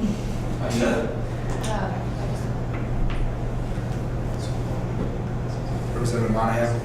And I'd just like to point out, if there's any of you in the room that support this resolution, and I haven't asked you yet to sign the petition, I have it with me, so if you'd like to sign it. And also I'd like to ask the faculty representatives their thoughts on this, considering that you are, if you, choose to. No pressure. Treasurer Santana? I fully support the resolution. If you could pass me the petition after the meeting, I would be more than happy to sign it, because I did not receive that yet. So that's all I have to say. Representative Andrus? I was just going to ask, what are the arguments on the other side? Have you heard any for not doing it? Is it a classroom problem or anything else that would prohibit this from happening? I've spoken with several staff and administrators. All who have said that they don't understand why this is the way it is. So I haven't heard anything of the otherwise. Just some confusion as to why do we consider 4 p.m. and 4 o'clock, 4:30, 5 o'clock evening classes are so difficult for students. Yeah, the thing, I think your arguments are spot on. The only thing that I would want to know about is, with scheduling, is this possible to do? Right. And is there classroom space given the construction and everything else on campus to be able to do this? Because I'm wondering if they haven't done it before now, and this makes perfect sense, there might be a reason why, and that's what I would wonder about. I appreciate you bringing this up. At this time, I don't have any information about any opposition or the reasons why there would be opposition. I know, like I said, I've spoken to several administrators who believe that this should be changed. As far as classroom size or classroom availability, I know that there aren't a lot of classes held after 6 p.m. So in my anecdotal knowledge is that there would be classrooms available. Yeah, the only thing I would do is encourage to try to find out, if there's any impediments to be able to do this. Because like I said, what you're saying makes perfect sense. Thank you.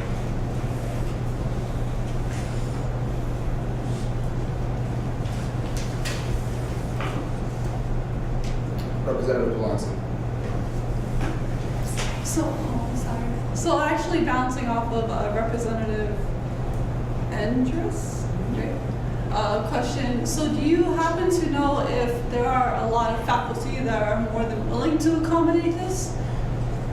Like I said, I've only spoken with staff and administrators. I haven't really spoken to faculty, all outside of my program, just because of my schedule and things like that. I'd be more than happy, which is why I said I'd be more than happy to be in attendance at the next faculty council meeting and generate a conversation around this. Representative Scavo?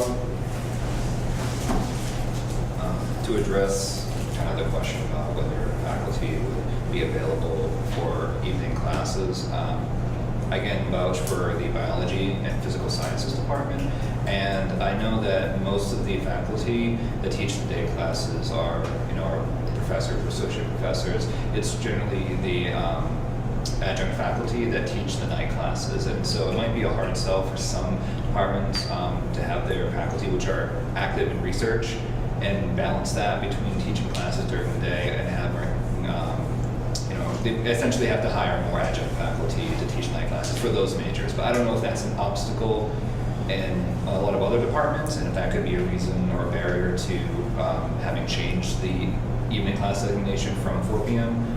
But that would be my own, sort of hypothesis. Treasurer Santana. Yes, so first and foremost, I would like to yield the floor to Representative Monahan to say, how did you circulate this petition and survey? Because I know I was not contacted for this, so I'd like to know how that was done. So, like I said, unfortunately with my schedule, I had a limited amount of time, but I did spend time walking around Donovan. So if you were in the Donovan Dining Center at that time, I would have approached your table. Also, last week we had Financial Wellness Week, so in addition to the pop-up marketing tables that I had weeks prior to the event, I also had my petition, and I would say on a personal note, I'm doing this since this is an affiliated, so if you walk by that table, I would have stopped you then. Unfortunately, I would have loved to do like a mass email survey, but I felt like it was more powerful to have student signatures. So I would have, so I just did the best I could. Thank you. Representative. I yield the floor so I can report back. So I do think it's important to hear student opinion on this, but I think it's also important to hear faculty opinion on this because they are the people that have to teach these classes. So I would honestly recommend that the board or the table this until next meeting so that we can get faculty opinion on this to ensure that there are people that are willing to teach these classes, because I think it is important to hear their opinion. But so I would like to make a motion to table this until the next meeting sometime. All right, motion been made, seconded by Representative Percy. What's going on here? Motion been made by Treasurer Santana to table, seconded by Representative Percy. Am I correct in saying that? Okay. Any further discussion, Mr. President? Responding to the point, I don't believe we should table this. I believe that we as students, we pay tuition, and many of us are taxpayers. To that point, this is a concern. And I've also talked to administrators about this issue, and they understand it is an issue.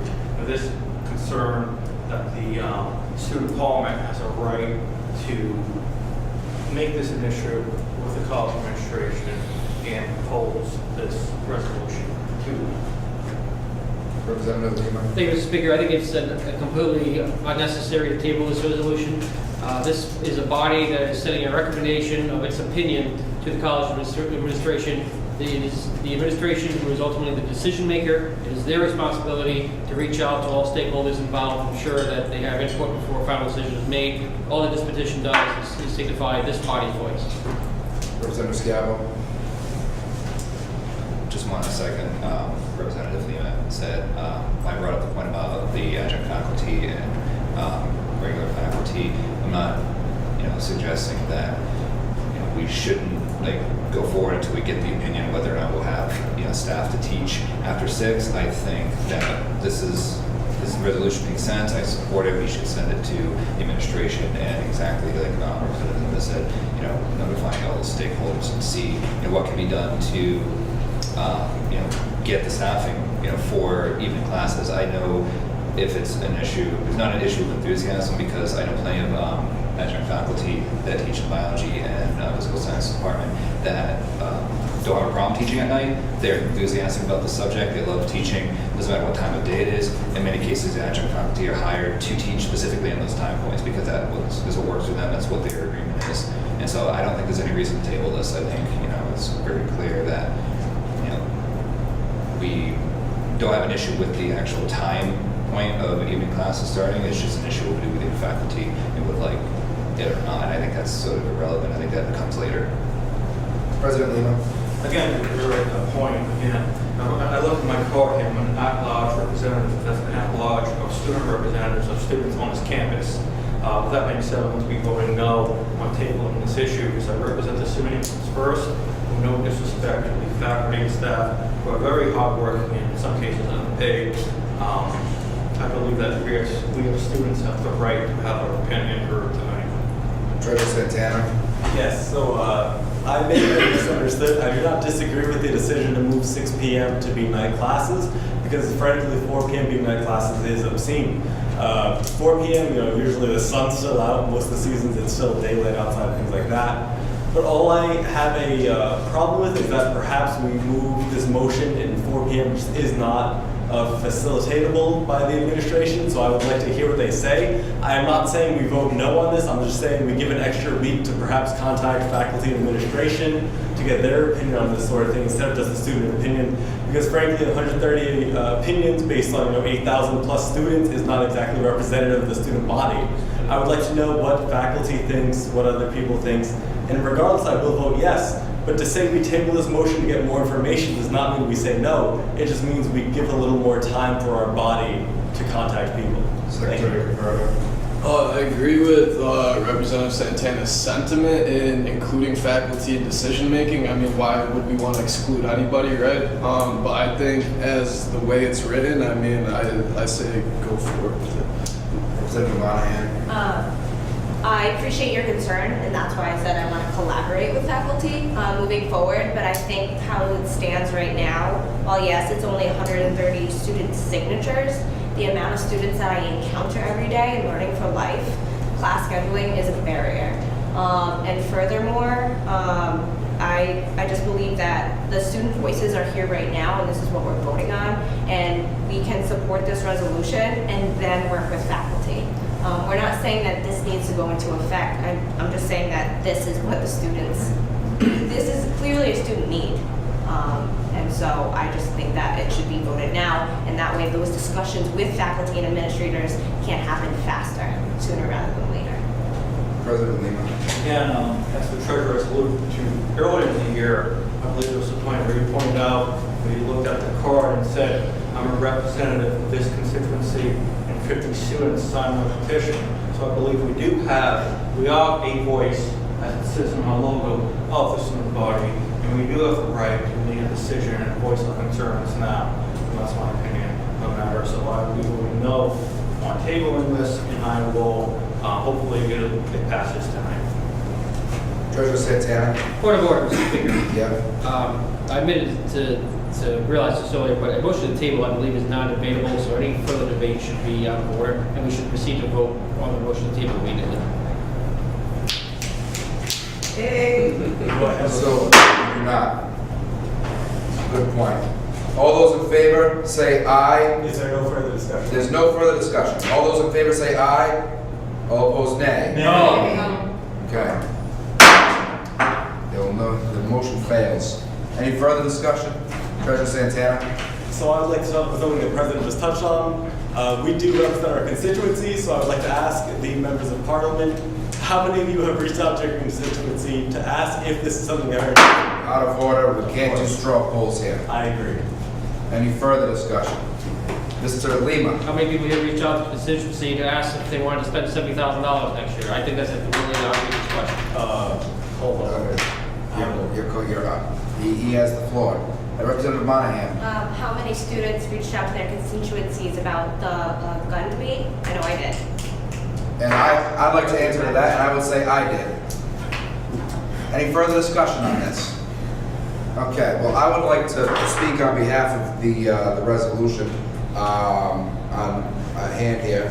And although I am neutral on this because I am the speaker, I am also the president of the Italian Language and Culture Club. And I spoke to my members of the Italian Language and Culture Club, and for the most part, I actually have a statement here that was written from the Italian Language and Culture Club, and they say, sorry, I have it right here. This is not from the entire body, this is just from a couple of members. They asked me to submit this on their behalf. Okay, so they say, Yes. that is their response, and that is what they say on that. Thank you. Awesome. Any further discussion? Hearing none, we move to a vote. All those in favor say aye. Aye. Opposed, nay. Abstentions? Passes. Next order of business is item B, 2% tuition increase discussion. President Lima. Thank you, Mr. Speaker. First of all, I want to say, I know this can be a contentious issue. I spoke to the college president on this, and he understands that it was the last minute thing. The way he presented it was the opportunity was presented by the Post-Secondary Council on Higher Education to do this increase, and that, in his opinion, Rick needs this increase to obtain some of the concerns raised by students. Now, I can't speak on behalf of the college administration or the president, but I can report back to what he's told me. He said that, in his opinion, a 2% increase will be going to certain areas, including advising the hiring more full-time faculty. Those are the main issues he's working on. If that increase is approved by the General Assembly. I do have other thoughts on this matter. I can say that the percentage that the state funds RIC has been in decline for possibly decades now, and that is a big reason why our tuition keeps going up year after year. So, in the spirit of it, I can be opposed to the 2% increase. I urge everyone here to contact their state representatives who have the final say on budgetary matters in the state to see if they can allocate more funding from the state to speak on this issue. Representative Polanski. I actually have a question. Do you think that this increase is in response to the new thing that Rhode Island passed about now the first 2 years are free for all of the students going into a 4-year degree? I can respond to that. It's addressed to me. I believe, in my opinion, that yes, it is due to the Ryan Promise Scholarship passed by the General Assembly and signed into law by Governor Gina Raimondo. This is a negative drawback of that legislation, saying that the student body has decreased in size, so the college is seeing less revenue. Representative Monahan. I'd just like to comment on what President Lima said and just give you some context when he said state funding has been decreased. Since 1980, Rhode Island has decreased higher ed state funding by 63%, which is higher than the national average. So this is a direct relationship to that. And I think that it's important, those little handouts you got about the wrap up with Dr. Sanchez, it's going to be really important to call in and ask exactly what that tuition money is going towards. I know myself and Vice President, we had a conversation with Dr. Sanchez, and he illuminated on some of the changes that he's hoping will move forward with the tuition increase. But I think it'll be important to use this radio hour to get that word out to the general population students. Representative Gomez. You said to contact our state rep, and I just wanted to see if you guys could give us a light on that, President. If you'd like to find out your state rep or state senator, call your phone, go to vote.ri.gov. Wait, vote.ri.gov. Type in your name, address, and zip code, and that'll tell you who your state rep, state senator, and all your elected officials are on the state level, as well as their contact information. Representative Lima. Thank you, Mr. Speaker. Well, for years now, the community college has been the community college. The university has been the university. The Rhode Island College has been sort of in the middle. The Rhode Island College, of course, is the oldest public institution of higher education in the state. Yet we always seem to be on the other end of this tug of war for funding in the state. And the General Assembly certainly has failed to properly allocate resources for the last couple of decades now for all three public higher education institutions. However, I do see extensive bond issues being passed. I mean, we have Craig Gage and Craig Lee here, but there's a lot of frequent construction going on that's on the taxpayer's dollar at the university. And now, of course, we have free tuition at the community college through Rhode Island Promise. Meanwhile, here at Rhode Island College, we're continuing to see tuition increases year after year. I can tell you that from when I started here as a student in 2004 to the present, tuition has increased. Well, it's more than doubled. It's been at least 120%, if not 140% over that span of time. That's not a significant span of time for tuition at a college to more than double. And it's really, frankly, outrageous. So my question, right for the president, is I'll give you an example. I saw on Twitter yesterday, CCRI putting out a press release of how everything's great there and all is rosy and graduation rates are up and they're doing well. I haven't seen any sort of pushback from the Rhode Island College administration. And I know they have to tiptoe, they have to walk a fine line because they are an element of the state government while also being funded by it. However, I haven't seen any acknowledgement of the fact that that enrollment is at a historic low. and that our level of funding, which has been a chronic problem, continues to be at a low, yet the state seems to find other priorities that they would like to fund. And Rhode Island College, again, is left here in the middle without sufficient funds, and who does the college turn to make up that gap? It's the students, year after year after year. In 2007, 2008, we had an unprecedented mid-year tuition increase. In other words, we were told what tuition was going to be at the start of the academic year, and halfway through the year, we were told, actually, it's going up again. And then it went up again at the end of that academic year. We had 3 tuition increases in the span of 13 months. And I had so many of my friends and colleagues who worked in the Anchor at WXIN, my classmates around this campus, who dropped out and never came back, and to this day owe student loan money and don't have a degree to show for it. We're going to end up doing the same thing and repeating the same mistakes over and over again if both the college administration, the faculty, the staff, and the student body don't unite together as one voice and tell the state enough is enough. We have a $9 billion budget in the state. Just a few years ago, it was $6 billion. While we've seen funding across a multitude of state departments skyrocket in that span of time, the percentage of the budget that goes to higher education has continued to be slashed and cut. That needs to be a very clear argument made. There needs to be a public discussion about that. There needs to be an outcry about that. Otherwise, there will never be any action because the squeaky wheel gets to grease in government spending. And if Rhode Island College is going to continue to just not fight for the rights of the students to continue to come here and to be first-generation college students who, this is a college of opportunity. It's not going to be that way if we continue to double increase to double tuition decade over decade. It has to stop, and it has to start right here with this body and with the students of this college rising up and saying they're not going to take it anymore. So, Mr. President, my question to you: have we seen any of that momentum? If not, what are you going to do to make it happen?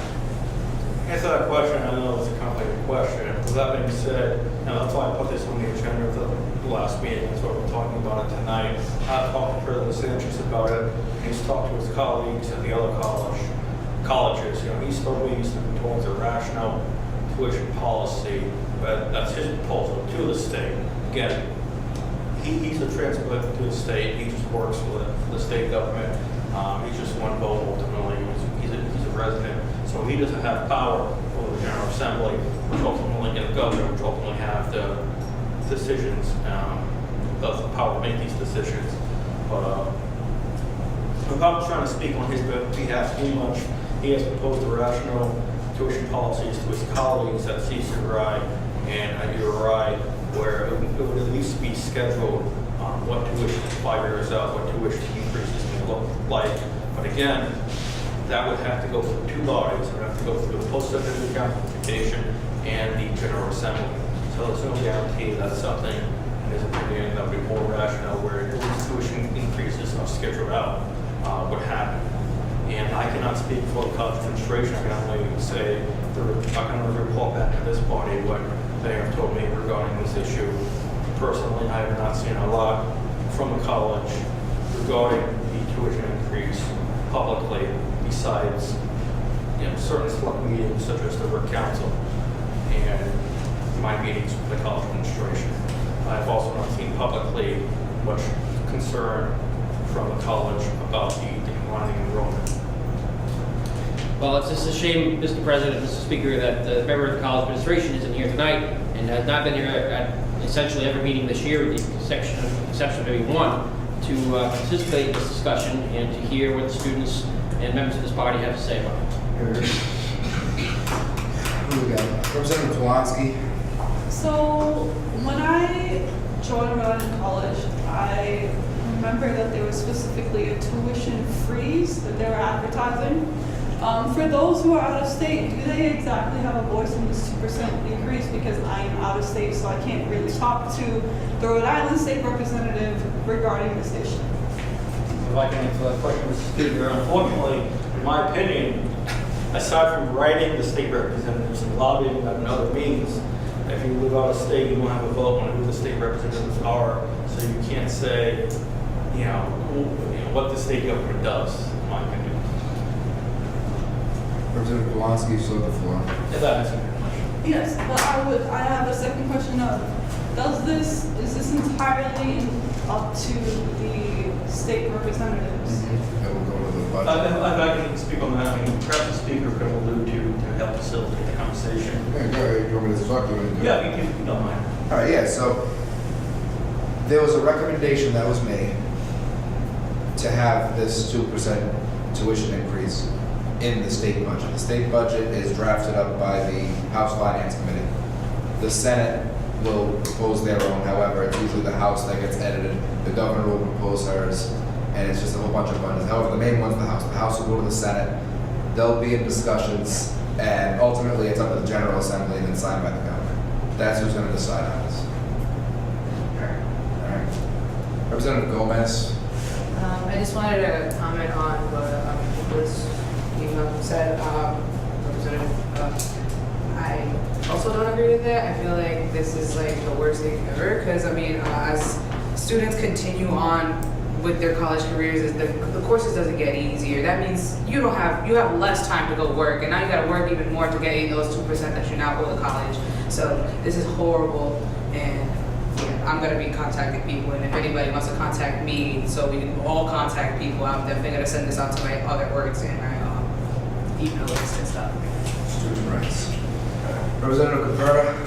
Well, I mean, I'm wondering, like, maybe that's, like, what we are supposed to do here at this table, come up with solutions on how we are supposed to go about this. So, like, I'm willing to open up the floor to anybody, like, how should we go about this? Like, who should we contact? Who should we lobby? Should we start printing out a letter and just giving it to students so that they can just mail it and lobby themselves? You know what I mean? Like, we need to start coming up with these ideas. Yes. So the floor is open to ideas. We can go in order. We can facilitate this. Representative Polanski. So I had one more question, sorry. So is it that even though I pay full tuition to go to this college, I have zero voice in this issue? Well, no, you can contact any representative So rather I that can you want. still- You don't vote for them, but I mean, it's a free country. You can go down there and so talk I to can you want. still Go down and talk to contact- Nick Mattiello. Go down and talk to Alright. Dominic Ruggiero. That's your business. I thought that because I was different from a different state, I couldn't contact someone. No, you can go ahead. Point of information, I believe the First Amendment still exists, so for you can't contact me. Yeah, that's okay. I agree.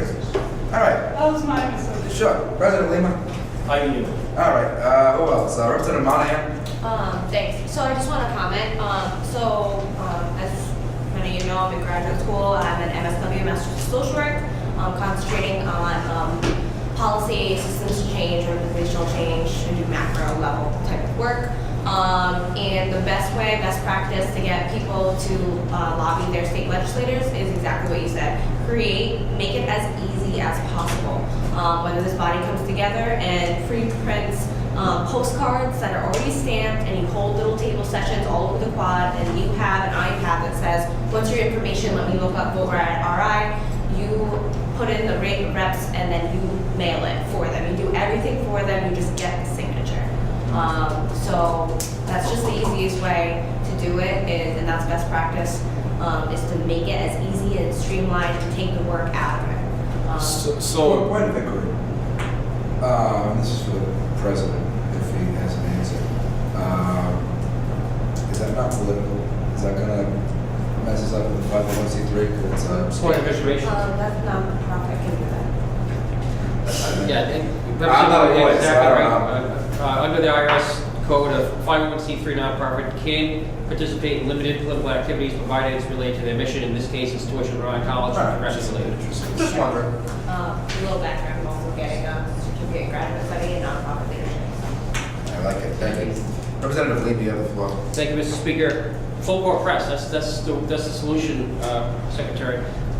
It's a variety of tactics that all have to be employed, and have to be employed quickly and in a coordinated fashion. I think the one thing that gets legislation passed or stops it from passing in this state is pressure. Letters help, calls and emails to representatives help.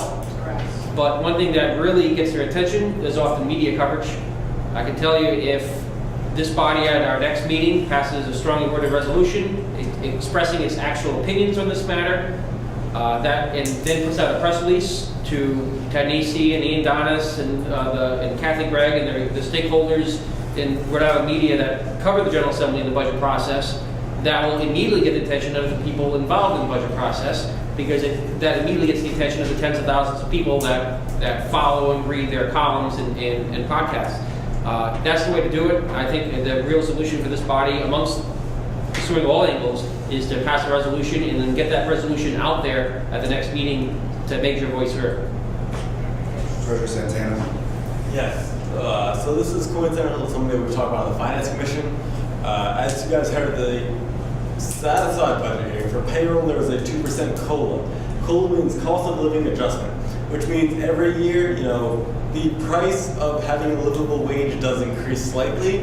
For the previous year, there was a 2%, which means if you want to buy everything that costs to live, rent, food, et cetera, that costs about 2% more than it did last year.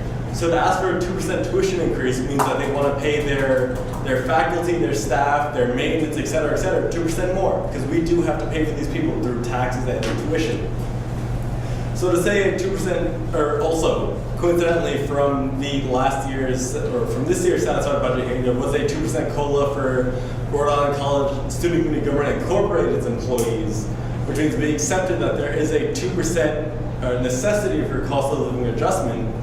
So tuition would need to reflect that as well, so they can pay their employees and maintenance, et cetera. So I will be voting yes on this because it's a necessity. Things do get more expensive. Are we voting on anything? No, if there's a motion, it's voting, right? All right. Discussion. Fine. I'm going to sustain it. It's the same. I'm No, you can speak. Go ahead. All right. Yeah, you get the floor. Thank you. So to say that there's a 2% tuition increase necessary, because that means we have to pay our professors and all that things, I think it is arguably a necessity, because these people still do have to pay their cost of living. And as such, I will be voting yes on this, even though it is deemed as unnecessary for the student body, for the administration, faculty, the maintenance, et cetera, it is necessary. Thank you. Okay, Representative Gomez. What I had to say on that was, our COLA is also increasing. So with our COLA also increasing, our tuition's also increasing. Don't you just feel the walls just caving in? I still don't agree with it. That's all I got to say. Secretary Caperta. I would like to maybe make a motion to create a small committee in informing and educating. Is that okay? Too high out of order, too late. Okay, a year. There's a motion on the floor. Is there a second for that? All right, then that fails. Do a second. That's right. Good. Okay, Representative Lima. Thank you, Mr. Speaker. Treasurer Santana, I'm sorry, you're way off base. That's the argument I would expect to hear from members of the General Assembly as to why they should give us a 2% increase. The fact of the matter is, you're inflating the numbers a bit. Yes, there is a stated increase in cost of doing business year over year, COLAs, contractual obligations, capital improvement costs. You can go down the entire budget. However, the issue isn't the fact that they're raising the tuition by 2%. The issue is the General Assembly, by percentage of the state budget and by commitment to its higher educational institutions, is not level funding its year-over-year commitment to the college. So while the college may in fact get a little more extra money in the budget each year, as a percentage of the total state spending in a priority of the state, the actual investment the state is making in the college is going down year over year. So we're not actually seeing a COLA, we're seeing a decrease of support from the General Assembly, even if they are increasing the final bottom line. They could give us $5 million extra, but if you compare that over a trajectory over the course of the last decade, for example, really where we should be as a percentage of the state budget is proportionally at a much, much higher level than where they're funding us. So we're seeing the state budget do this, we're seeing the college support from the state do this. And that's the real issue here. That's the crux of the problem. So I would hesitate to make any kind of argument that yes, it's understandable. A 2% increase has to happen from time to time. Well, that may be the case, but it's happening because of that lack of commitment, and that's the issue that needs to be really spoken about. Representative Enos. Oh, I was going to say exactly what he said. So. Representative Treasurer Santana. So I'd like to thank Alumni Representative Lima for this information, because I assumed that this was going towards, faculty maintenance, staff, et cetera, where it should be going, and that would be understandable for a 2% increase. For him to tell us that this is not going to them, then I think that's entirely deplorable of the college administration, because this 2% is going somewhere else when it should be going towards, funding our administration faculty, et cetera, so that they can continue to sustain their way of life. So I thank you very deeply for that information. I apologize that the information that I gave to the board may have been incorrect, because I was arguing from a completely, inflation, et cetera, stated point, when he's telling me the politics behind this increase. And I thank you for that, and I apologize to the board. Representative Monahan. I just want to thank you, Representative Leva, for bringing that up. And it is, like I said, all over the literature, there is a positive correlation between decreasing state funding and increasing tuition at state and public institutions. Madam Speaker, last meeting, the last regular meeting we had, the March 28th meeting, you saw a crowd of about 40 people coming in. And they were, for the record, pissed. They came in, it was loud, it was angry, a lot of emotions. A lot of people had a lot of extremely strong opinions. Now, with that said, where is that crowd this evening? We should have the same crowd discussing this that we did that evening. And for that, Madam Speaker, I'd like to move to table this to the sign guy meeting, this discussion. So that way we can have that crowd here, we can advertise better, and that way we can get angry about that. And I'd like to make that motion. Is that supported by Representative Gomez? Any discussion on the motion? Point of order, there's no discussion on the motion.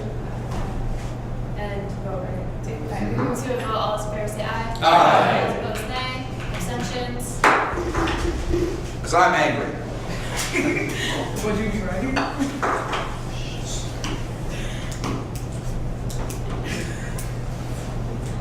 Advised not to say something. 9:46. Next order of business is Elections Commission policy. Representative Lima, you have the floor. Thank you, Mr. Speaker. So I apologize for adding this to the agenda late. However, it's an issue I was just really made aware of on Friday.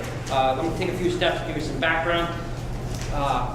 When I was president, as I've mentioned a few times to my own horn, we updated a lot of policies and procedures. We did a lot of back-end work over the course of that year. Those were some of our bigger accomplishments.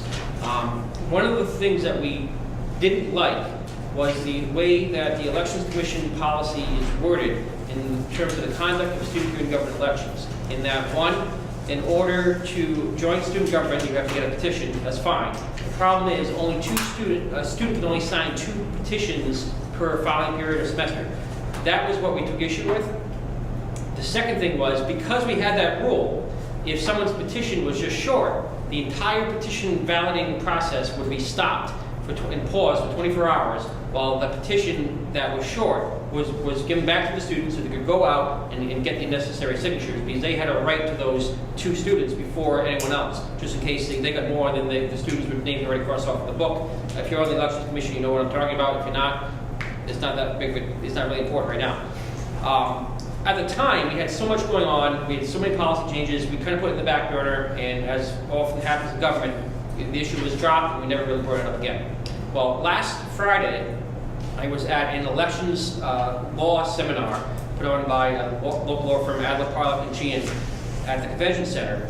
And the Secretary of State Gorbea was there, Ray McCarcio, who's the legal counsel for the State Board of Elections, was there, presenting a variety of changes in election laws and reviewing case law in elections. And they said something that really kind of hit home for me with this body.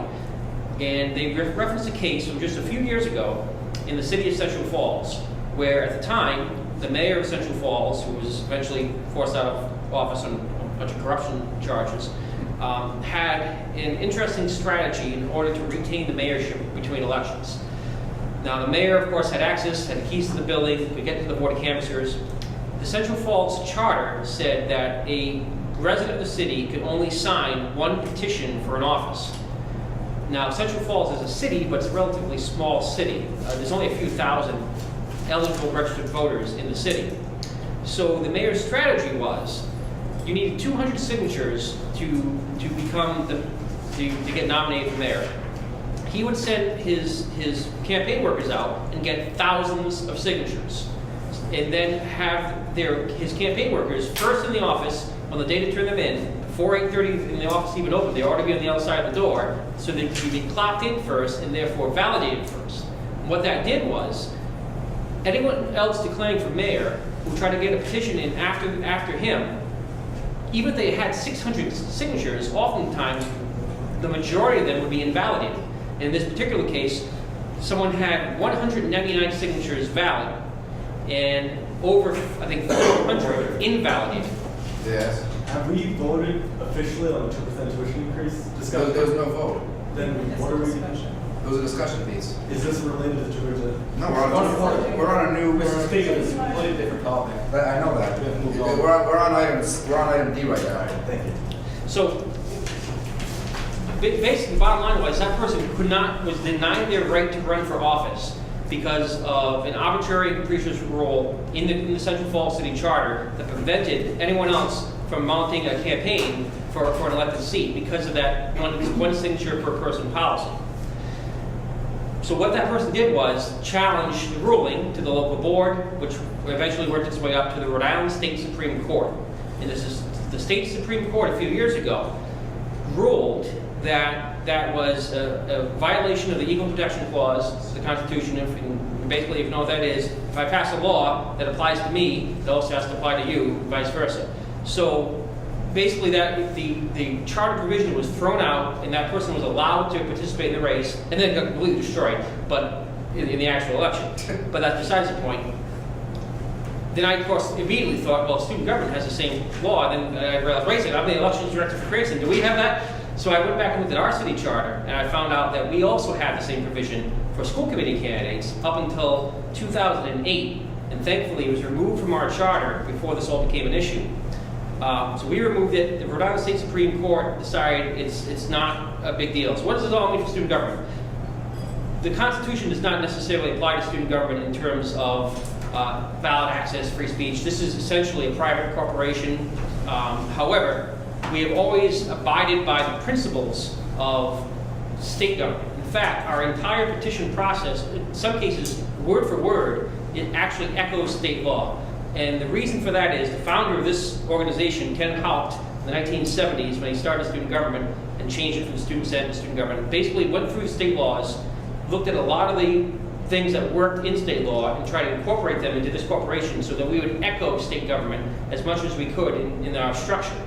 So it's always been our policy, whether it's the way we conduct open meetings, or we have access to public records in student government, or in the case of our petition process and our elections process, that this party tries to emulate state law as much as possible.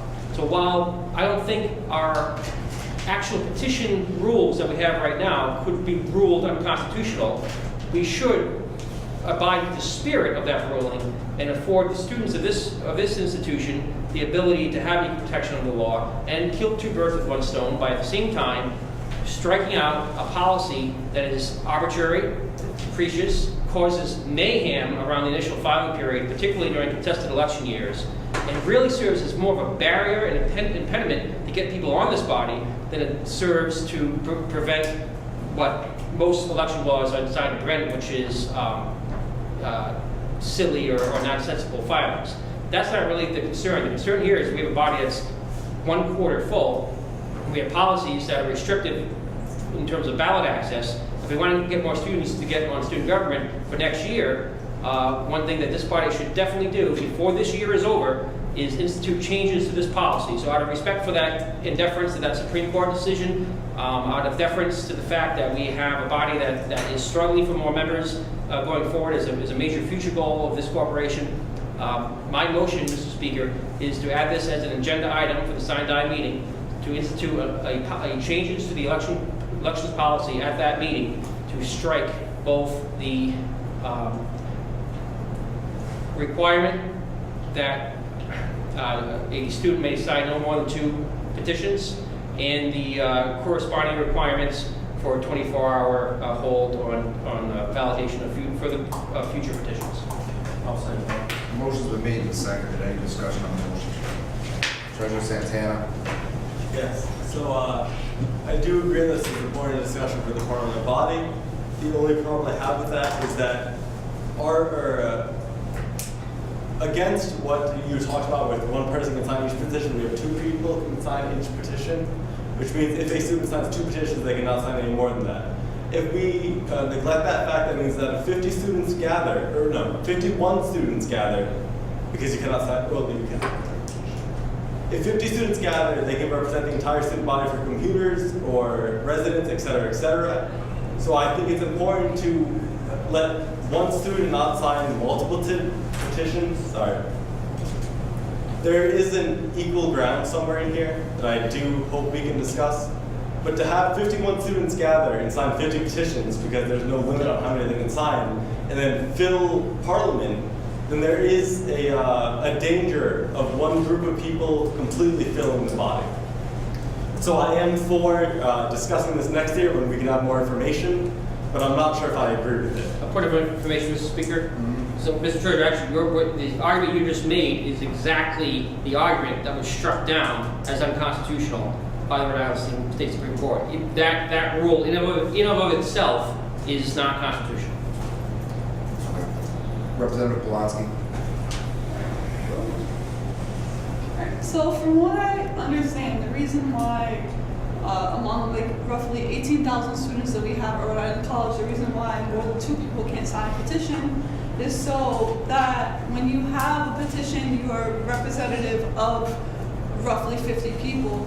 So why would every representative be a representative of the same 50 people? So you're representative of different sections of people who go to Rhode Island College and who participate in various activities and part of being students. Is that a question? I don't think so. Okay. Nothing else. Okay, Representative Gomez. I absolutely agree with you. Like, could we just be friends after this meeting? Because I just been agreeing with you all night. Honestly, like, I feel like our petition sign out thing is completely tedious because of the simple fact that a lot of the students, a lot of the 50 people or whatever, are in Dawn or something. Like, most of us, I don't know about you guys, but when I got my petition signed, I just walked from Dawn and called it a day. But with that being said, like, those are the people that are around campus. There's a lot of people that are off campus all the time who don't even participate in student activity life. So I feel like this is awesome because a lot of us want to be on Parliament again, and like, you know, I feel like it's kind of tedious for you to come back every year and have to get your petitions re-signed each year. So I actually want to like add on to this. Can it be like you get your petition signed and just like have like at least like a 2-year run or something, and then have to retake out a petition or something? I don't know. That's something I feel like we should think about. But I totally agree with this, and if this comes to a vote, got me. Representative Enos. I just want to say I completely agree with what you have to say because it's not like we have students clamoring to join student government. So yeah, I want to thank you for that. Representative Percy. Thank you. I kind of agree on both sides. I think it's very similar. The argument that we're trying to make here is very similar to the open forum argument of being 2 minutes. It's all come down to numbers. Is the open forum number limit, should it be 5 or 6 minutes? Should the number of petitions you be, can people sign be, can you sign 5 or 6 of them? I feel like that type of argument, I think there needs to be a restriction because Mr. Santana made a very good point that you can gather 50 of your friends together, all of us right in here. We can go down to Donovan and get the same 50 people to sign our petitions and we get back on this. Very simple. But there's like 18, 20 of us in here. So those people are signing 20 petitions. Do those 18 to 20 people speak for this campus? Same argument you can make for the 30 or 40 people that showed up to fight the gun resolution. Do those 30 or 40 people really speak for the thousands of students that go to this campus? I think that we need to remember that we aren't representing our own initiative. We are supposed to be representing what the students believe. So when I walk through Dawn, I don't just walk up to them and say, hey, sign this petition. I tell them why I want to be on Parliament. I've been refused signatures because people don't agree with certain things that I stand for. But at the end of the day, I tell them that I am trying my best to represent the student body. And I thank you for your opinion, even though you don't want to sign my petition. that is fine. I've walked through Donovan, I've walked through Gage, the library. I've walked through buildings I don't even know of on East Campus to get signatures. I think that the 2-person limit might be a stretch. We might need to increase the number to 3 or 4 or 5 people because some people can't remember if they signed a petition. I think that an increase in the number of petitions you are allowed to sign would be a middle ground, but I do think there needs to be a limit, just like we can't just have an open forum where you can come here and hold a filibuster like I did last semester and walked around and talked about nothing, because that wasted a bunch of time, which was my point. So, I agree that Nick Lima is correct, that limiting it to 2 people isn't correct, but I also agree with Mr. Santana that there needs to be a limit, because then you can just gather 50 people around and then you all sign the petition. That'd be really easy. But at the end of the day, when you're getting these petitions signed, you should really be expressing your feelings and why you want to be on this body. And I don't think I can't speak for you all when you all get your petition signed. I don't think it's, I did it one day, very simple. I walked through Donovan, I walked through Gage, I even had to walk through Student Union. And every person I walked into when I had them sign it, I said 3 things. Hey, there's a gun resolution coming around for Army Campus Police. If you're interested, come to Parliament this night. Oh, by the way, I don't really have a stance on it, so I would like to hear the student opinion. And also, I really want to represent the student body, so I try to keep an unbiased opinion on everything that comes through this body. Those are the 3 things that I said to every single person when I got my petition signed. It took me one day. And I know there's the number skewed on how many people came in here. I know the anchor said 50. I would say there's 30 to 50 people in this room that showed up to voice their opinion. I'll talk a little bit on that later, but I think that both sides are correct, and we need to come to an agreement, or this body or next year's body needs to figure out what a fair number would be to limit people, because if I just walked down this body and signed all your petitions, is that really fair? Thank you. And I'm next to the list, and I wanted to just make a quick statement on what I feel. I know I'm supposed to be neutral in the speaker, but as a at-large representative, I feel as though that I should be speaking on this. I don't believe that there should be any signatures required to be a member of Parliament. I believe that anyone that wants to be on Parliament should automatically become a member of Parliament. There shouldn't be any hurdles, there shouldn't be anything like that. We had 30 to 50 people there that night. If we got rid of the number of seats on Parliament, made an unlimited number of seats, and got rid of all requirements for signatures, we could have had every single one of those members become members, people in that room that night, become members of Parliament. We could have a body, easily, of 500 members of Parliament. We could easily not have this room anymore. We can go out on the quad, and we could have tables set up. We could have a huge Parliament where everybody is represented. And I feel as though that the current process to become a member of Parliament is absolutely ridiculous. It's holding students back, and to be honest with you, I think that it's just a terrible system, and it's exclusive, because not everybody can get signatures. And I feel as though that anyone that wants to become a member of Parliament should become a member of Parliament without any sort of formal process. And because, like I said, look at all the student input that we've had on certain issues. They could all be members of Parliament. Why bother having a system? Just have everyone come in and become members. And thank you. Next on the list is Secretary Caperta. I have 2 questions directed to Representative Lima. One, do you think a compromise of increasing possible petitions signed to, say, 3 or 5, I'll answer that. What's your second question? Yeah, so, also part of that question, or do you believe it should just be entirely struck? So either increase it, or compromise, or entirely struck, and then the second question is, how do you feel about terms for office that Janelle brought up earlier? Well, I'll answer your second question first, Mr. Secretary. We do, of course, have term limits right now for the officers themselves. It's set at 8 semesters, which is defined as if you serve 1 day, 1 semester, and then resign, you serve 1 semester, which makes sense. That means a student can serve no more than 4 years as an officer. However, term limits for Parliament itself is virtually unlimited, so provided that you can get on the body, you can be on this body for as long as you want, as it is standing right now.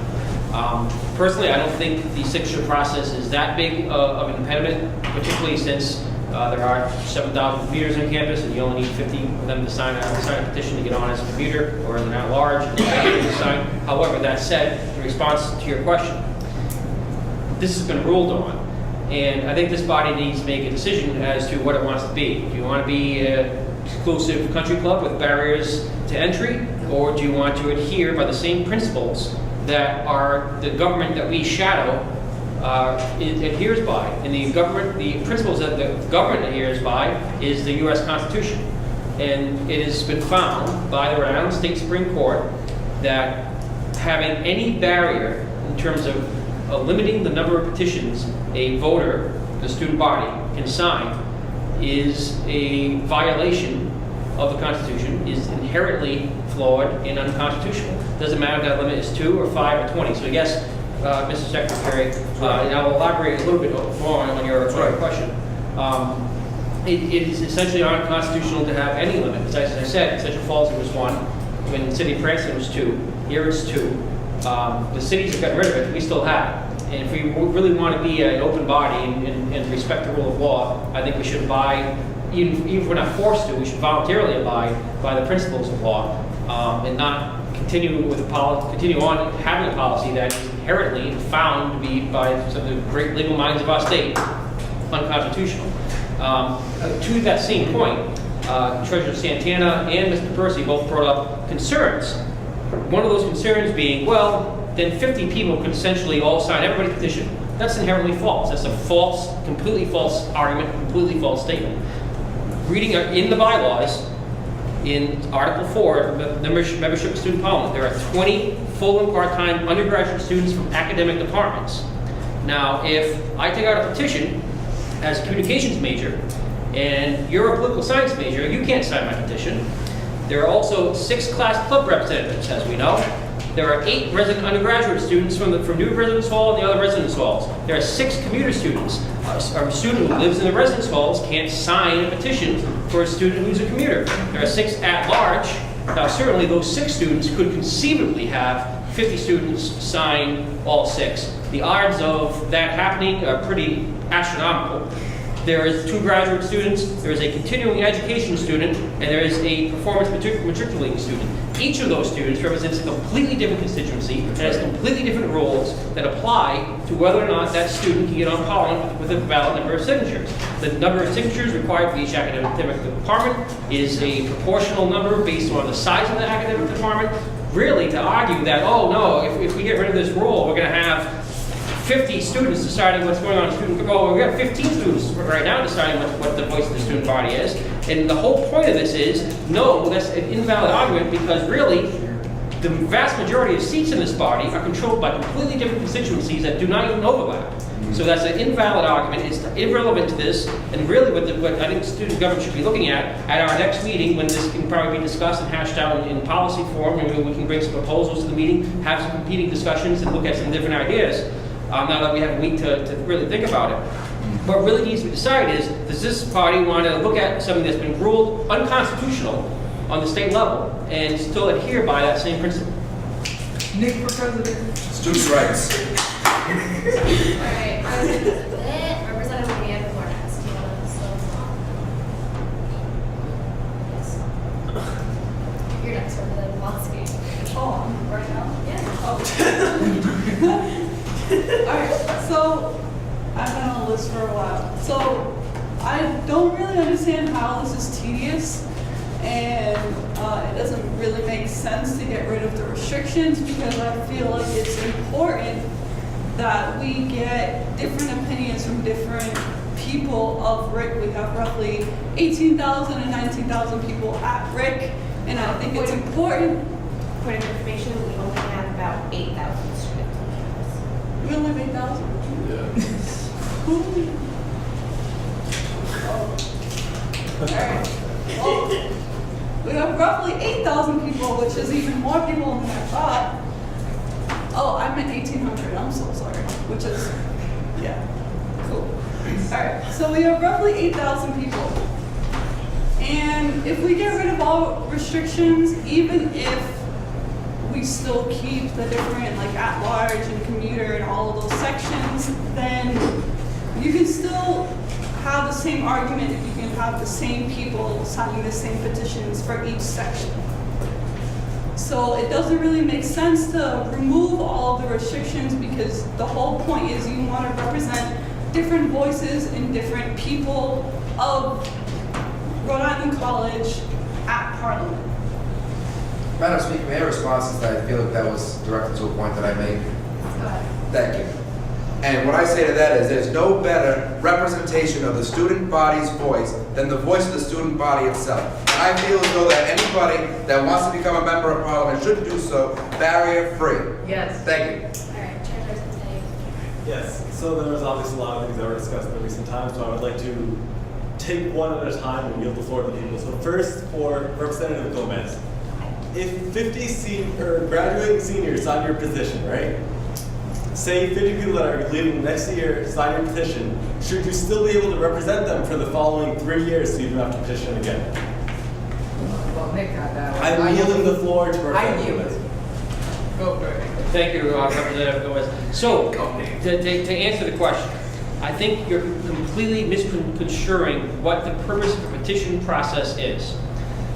At any level of government, whether it's municipal, state, even federal offices, signatures are required. To run for governor, for example, you need 1,000 valid signatures from registered voters throughout the state. To run for state senator in your Senate district, you need 200. To run for state representative, you need 100. To run for city council ward seat in the city of Cranston, you need 50 signatures that are valid from members of that ward. Those people, you're not just representing those 50 people, 100 people, or 500 people, or 1,000 people. You're representing everyone who lives in the ward. The only purpose of the signature process, of the petition process, is for ballot access.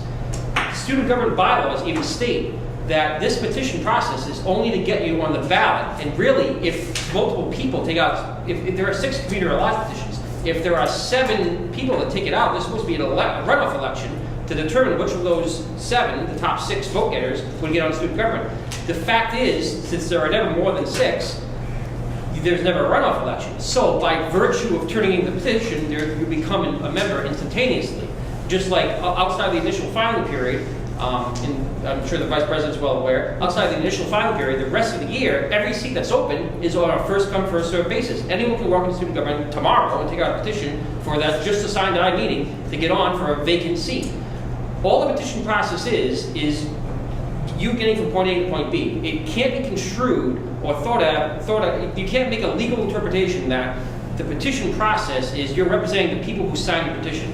That's inherently flawed. You're representing your constituency as outlined in the bylaws. The constituency is much larger than the number of signatures on your petition. The same is true in all levels of government. It's true here. And frankly, that is why the Supreme Court said it's unconstitutional and an unnecessary barrier, because the whole point of it is it's just stopping, unlike, I disagree with what Speaker Sears said earlier, stopping everybody and anybody from running for office, because then you'd have 1 million people on the ballot. If 1 million people could run for president and you would get a ballot that was, that long, up to here, no one would be able to vote or make any decisions, and we'd have chaos and anarchy. So there has to be some sort of limited barrier to participation, but the barrier has to be set at a low level. Those students have rights. Yeah. Point of order, he's out of order. So You're out of order. So the barrier has to be, the Supreme Court has stated, both the U.S. Supreme Court and the Rhode Island Supreme Court, that barrier has to be set as low as level as possible, just to prevent the chicanery and outrageous and frivolous declarations of candidacy. But to have a prohibition on, if you're saying to that student's voice is going to be heard twice. So if you have a rule that says you can only sign 2 petitions a semester, you're saying to all 8,000 students on campus, you can only support two persons for office. And let's look at the reality, the offices are mostly vacant anyway. So we're saying that for the entirety of the semester, you can vote for only 2 representatives, and that's it. And that in and of itself, I think, is a flawed and unfair to the entirety of the student body. I hope that answers the point that was raised to you. Yeah, I yield the floor to Alright, so since I used over fuller, what I was saying was the argument that you should not have to re-petition every year, which means, I apologize if I misrepresented my opinion, but I think every year you should have to get more signatures, at least for the people that graduated that year. Because you should not represent students, quote unquote, that are no longer students. So if they graduate, their signature should at least fall off of your support. So if I was misunderstood, I again would like to give the floor to Representative Gomez, and if you would like to redirect it, I am more than happy to. Well, I just got what you were saying. So you're basically saying my petition, if I had like a bunch of just grad students, they shouldn't be counted towards. Like, I totally agree with that. Well, to an extent. Well, I mean, question. Graduates become alumni. If you're talking about perpetual, yes, all graduates upon their graduation automatically become members of the Alumni Association, yes. Okay, so another question. Never mind. I'm gonna just yield the floor to you, sir. That's all I had. All right. So alumni are not the voice of the student body, which SCG has acted upon since the 70s. So to say that alumni represent what the student body opinion is it's false in my opinion. And if you would like to argue against that, I'm more than happy to hear that. So I will yield the floor to you if necessary. No, I actually agree with you on that segment. I don't feel like the graduate. Well, dang, because you're a graduate too. This is crazy. Like, can I get an opinion from the graduate and the alumni, people that know about the process afterwards? So, You want to yield the floor to me? Yeah, I'll yield it. Go. I do disagree with your idea of having a petition being valid for multiple years for the reason that the treasurer illustrated. I think having an annual renewal of the petition is a good thing, particularly on a college campus where there's more turnover than you would see, for example, in a state level. And if Nick agrees, I agree. Oh, I yield the floor to speaker because he's like pointing at it. Thank you, and thank you for yielding the floor to me. And one thing I would like to say is, I feel as though that because of this, and because of these barriers, and because of the uncertainty of, oh yeah, I'll sign your petition, screw it. I graduate in a couple of weeks anyway, it doesn't affect me. That's why I say, if we eliminate these barriers, get rid of the process, I feel like this has become nothing but a ridiculous, redundant bureaucracy that represents nothing anymore but its own self-serving interests. And we need to change the entire system. We need to tear it up and change the entire system. And if we need a committee to do that, if we need a vote next week to do that, we need to do it. But this is a mess. This is a mess. Speaker? Oh wait, the phone goes back to me when you finish, right? Yeah. That being said, aren't you supposed to be doing that on bylaws? Yes. So, I'm very disappointed. Yes, so all I'm saying is that so I think we should distinguish between alumni and graduate students. Graduate students are still a student and they still have a voice. Madam Speaker, the discussion that's currently taking place is a branch of my actual proposal, which is on the table. My proposal is to have the two items that I discussed brought up to the next meeting. While Representative Gomez did bring up the idea, that idea is now being debated, which is unrelated and irrelevant to my actual discussion, which is the motion that's on the floor. Madam Speaker, I'd like to call this a question. What's the question? I would like to call this debate into question. Do I hear a second? Do I hear a second?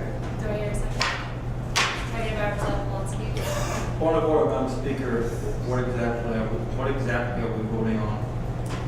I believe this is a discussion. May I answer that, Madam Speaker? Yes, please. Okay, so right now, the representative, the alumni representative, has requested for next week to make some changes to the Elections Commission policy. The vote is to have that take place. Madam Speaker, I withdraw my point. Thank you. So there's still a call to question on the floor that's been made in second. All right. Second. No. It's the property of the body now. Second. Yeah, can you discuss it? It's a call to question. Point of order. A motion to end debate or call to question, which are synonymous, cannot be debated. Oh, good. So, move to a vote. All those in favor say aye. Aye. All those opposed, nay. Nay. Division. Division. It's 2/3 majority.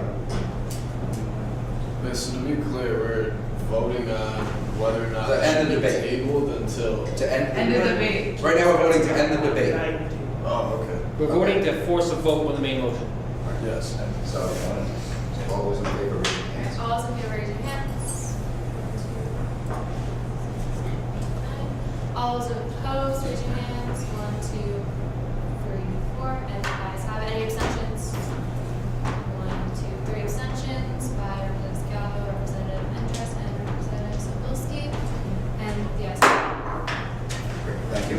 And all those in favor on the main motion, please say aye. Aye. Opposed, nay. Nay. Division. All those in favor of the main motion, raise your hand. 1, 2, 3, 4, 5, 6, 7, 8. 8 in the affirmative and the negative.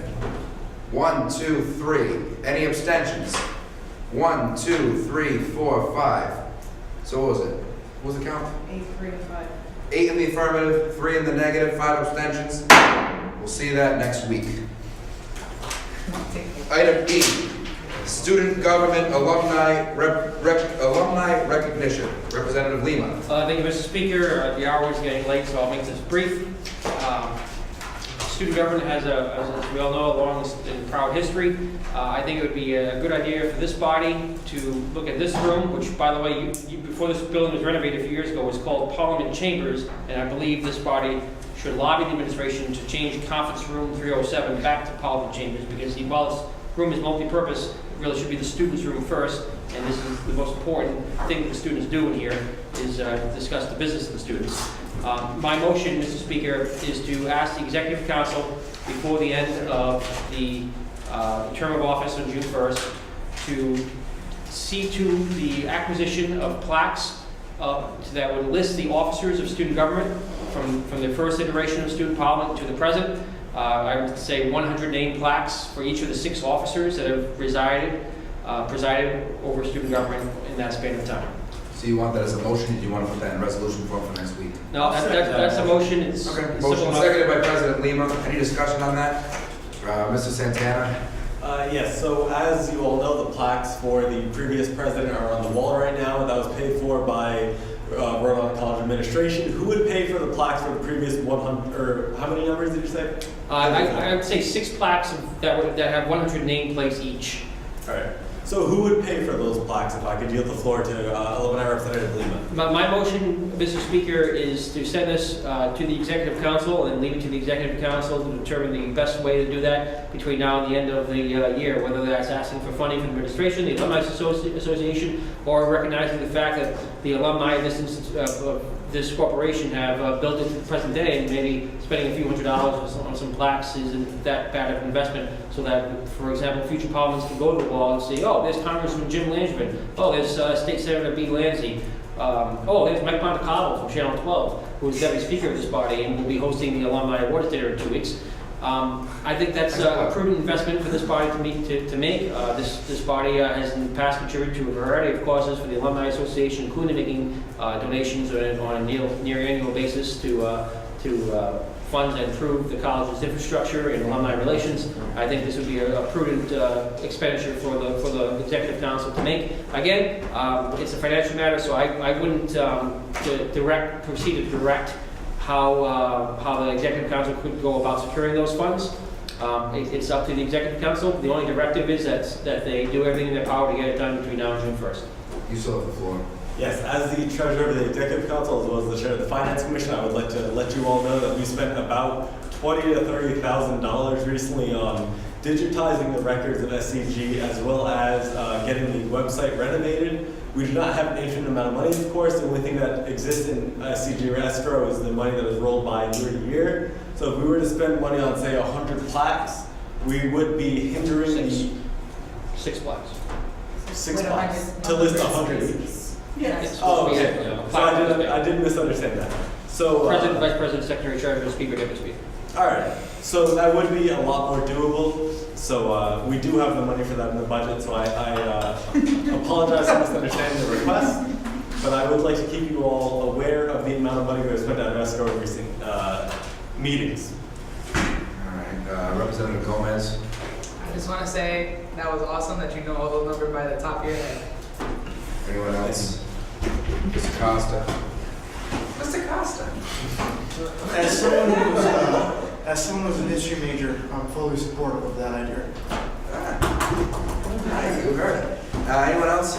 And Mr. Speaker, I volunteer my services to the corporation at any time necessary. Feel free to give me a call. I do have extensive records at home, and I also have extensive knowledge of the minutes and history of student government. If there's any assistance needed, don't feel the burden to have to compile that information. I have not only access to it and familiarity with it, because this is an idea we had several years ago, and we just never pursued it. I volunteer my time basically to assist in the procurement of this process as much as possible. We appreciate that, thank you. And I always thought that in addition to that, we should also have marble busts of all the previous presidents. Who had that card out? Representative Polanski, what do you got? What happens then? I don't care anymore. Go ahead. So I wanted to ask, what exactly was the necessity of having all these plaques up? Like, the names? It's one, honoring the service of the officers that have served the student community government. So basically, anyone who served as an officer over the entire span of time that this body saw fit to elect to serve in those positions. It would be not dissimilar from the plaques that currently exist right here on the wall, all the plaques that exist in the staircase of student leadership awards, plaques throughout the campus that honor individuals who served the campus during their time here and sacrificed their time and energy while they were here, and in many cases, long after they graduated, will come back and continue to support the institution. Any further, Mr. President? I just want a question for the alumni representative. If an officer was impeached, should that be recognized on the plaque? I believe anyone who served at least one day, in other words, was elected by this office, by this body, should have a plaque that states the year that they served. Thank you. All right. Representative Gomez. I like the fact that you brought that up because I'm one of those people, I'm not a history major or anything, but I like stories and stuff. So like I would go through XIM's like GM stuff and all that. But I would love to see somebody like have a short term and I'd be like, oh, well, why did that person happen? So I feel like that would be Point of information, Mr. Speaker, I believe I can allude, there was one impeachment. There have been several recalls of officers forced out, many officers have resigned. There has been actually one impeachment trial in SCG's history. Yes. That's awesome. I yield to the alumni representative. Thank you, Mr. President. Yes, there was an impeachment of an officer of the corporation. In fact, this is actually related to the discussion we just had. The issue was the officer in question, this is how seriously I take the petition process and elections. The officer in question had conspired to commit election fraud by circulating a petition that was not their own, and then claiming that another student, in fact, was in possession of the petition when, upon interview, these persons who signed the petition stated under oath that that person was not present at any time. And that particular officer was then impeached by this body, tried, and convicted. Point of inquiry. What agenda item are we currently talking about? We are talking about item E, student government alumni recognition by Mr. Nick Lehman. Is there any further discussion on this?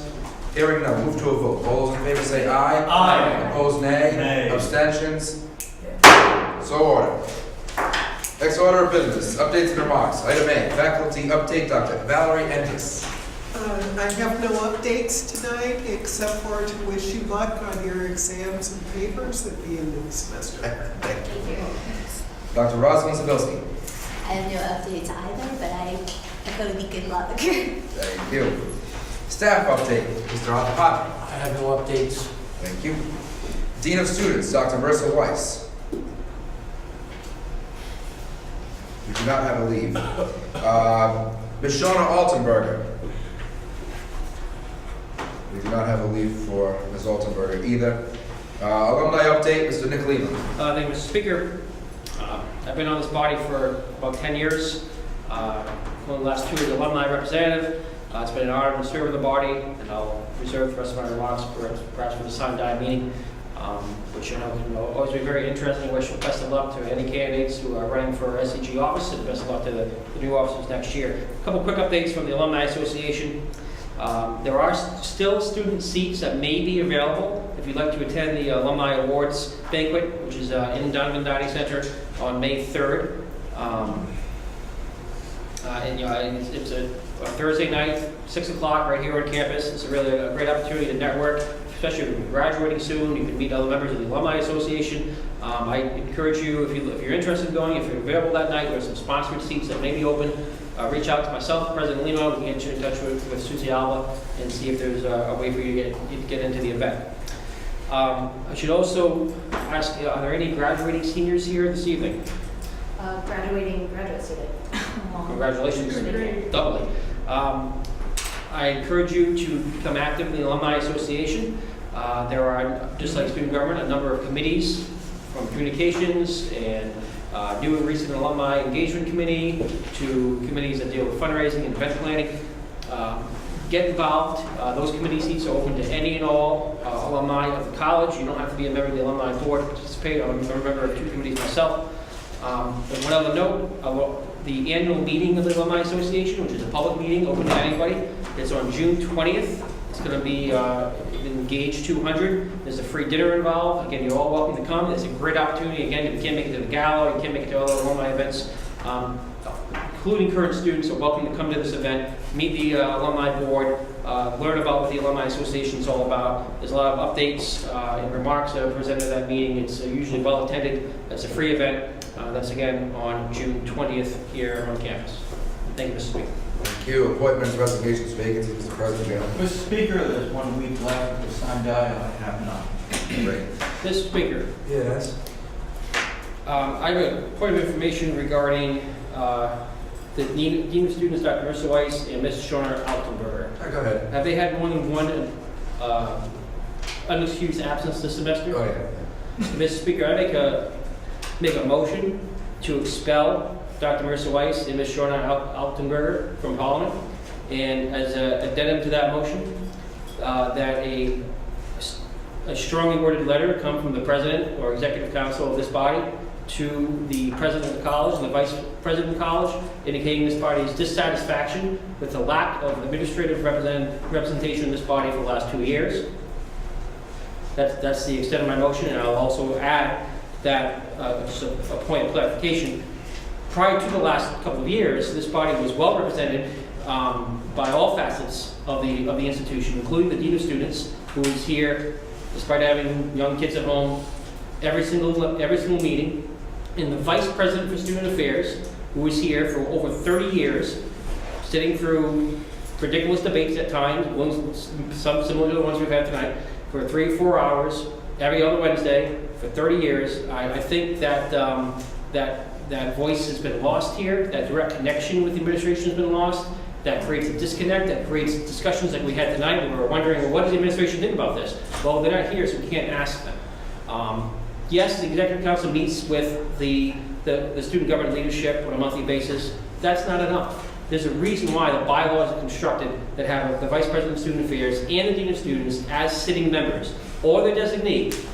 If Dr. Merriweather has been doing a fantastic job since he came on board here. He's an outstanding Vice President for student success. However, if he or his designee cannot attend these meetings, we're missing out on a key connection of communication between the students of this body and the college administration. So therefore, Mr. Speaker, I make that motion to expel due to excessive absences. Can I ask you to just do one at a time?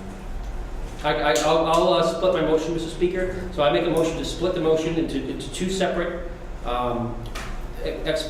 expulsions, with the caveat on each that a letter be sent to the college president and vice president for student success, and presumably the members who are being expelled, as to the reasons why and the sentiment behind that. I just wanted it to be properly conveyed. I don't want them to just get an expulsion letter, but we've kicked you out, please shouldn't show up. We've kicked you out because we're fed up as a body that we're not having a complete representation here, and we're not having an aura of legitimacy from the administration by them showing up here and participating in these discussions. Okay, and who would you like to make the motion for first? I'll just go in chronological order. Okay, so a motion's been made by Representative Nick Lima to expel Dr. Marissa Weiss from this body with the caveat that a letter be sent showing the dissatisfaction of the body, seconded by Representative Percy. Is there any discussion on that, Treasurer Santana?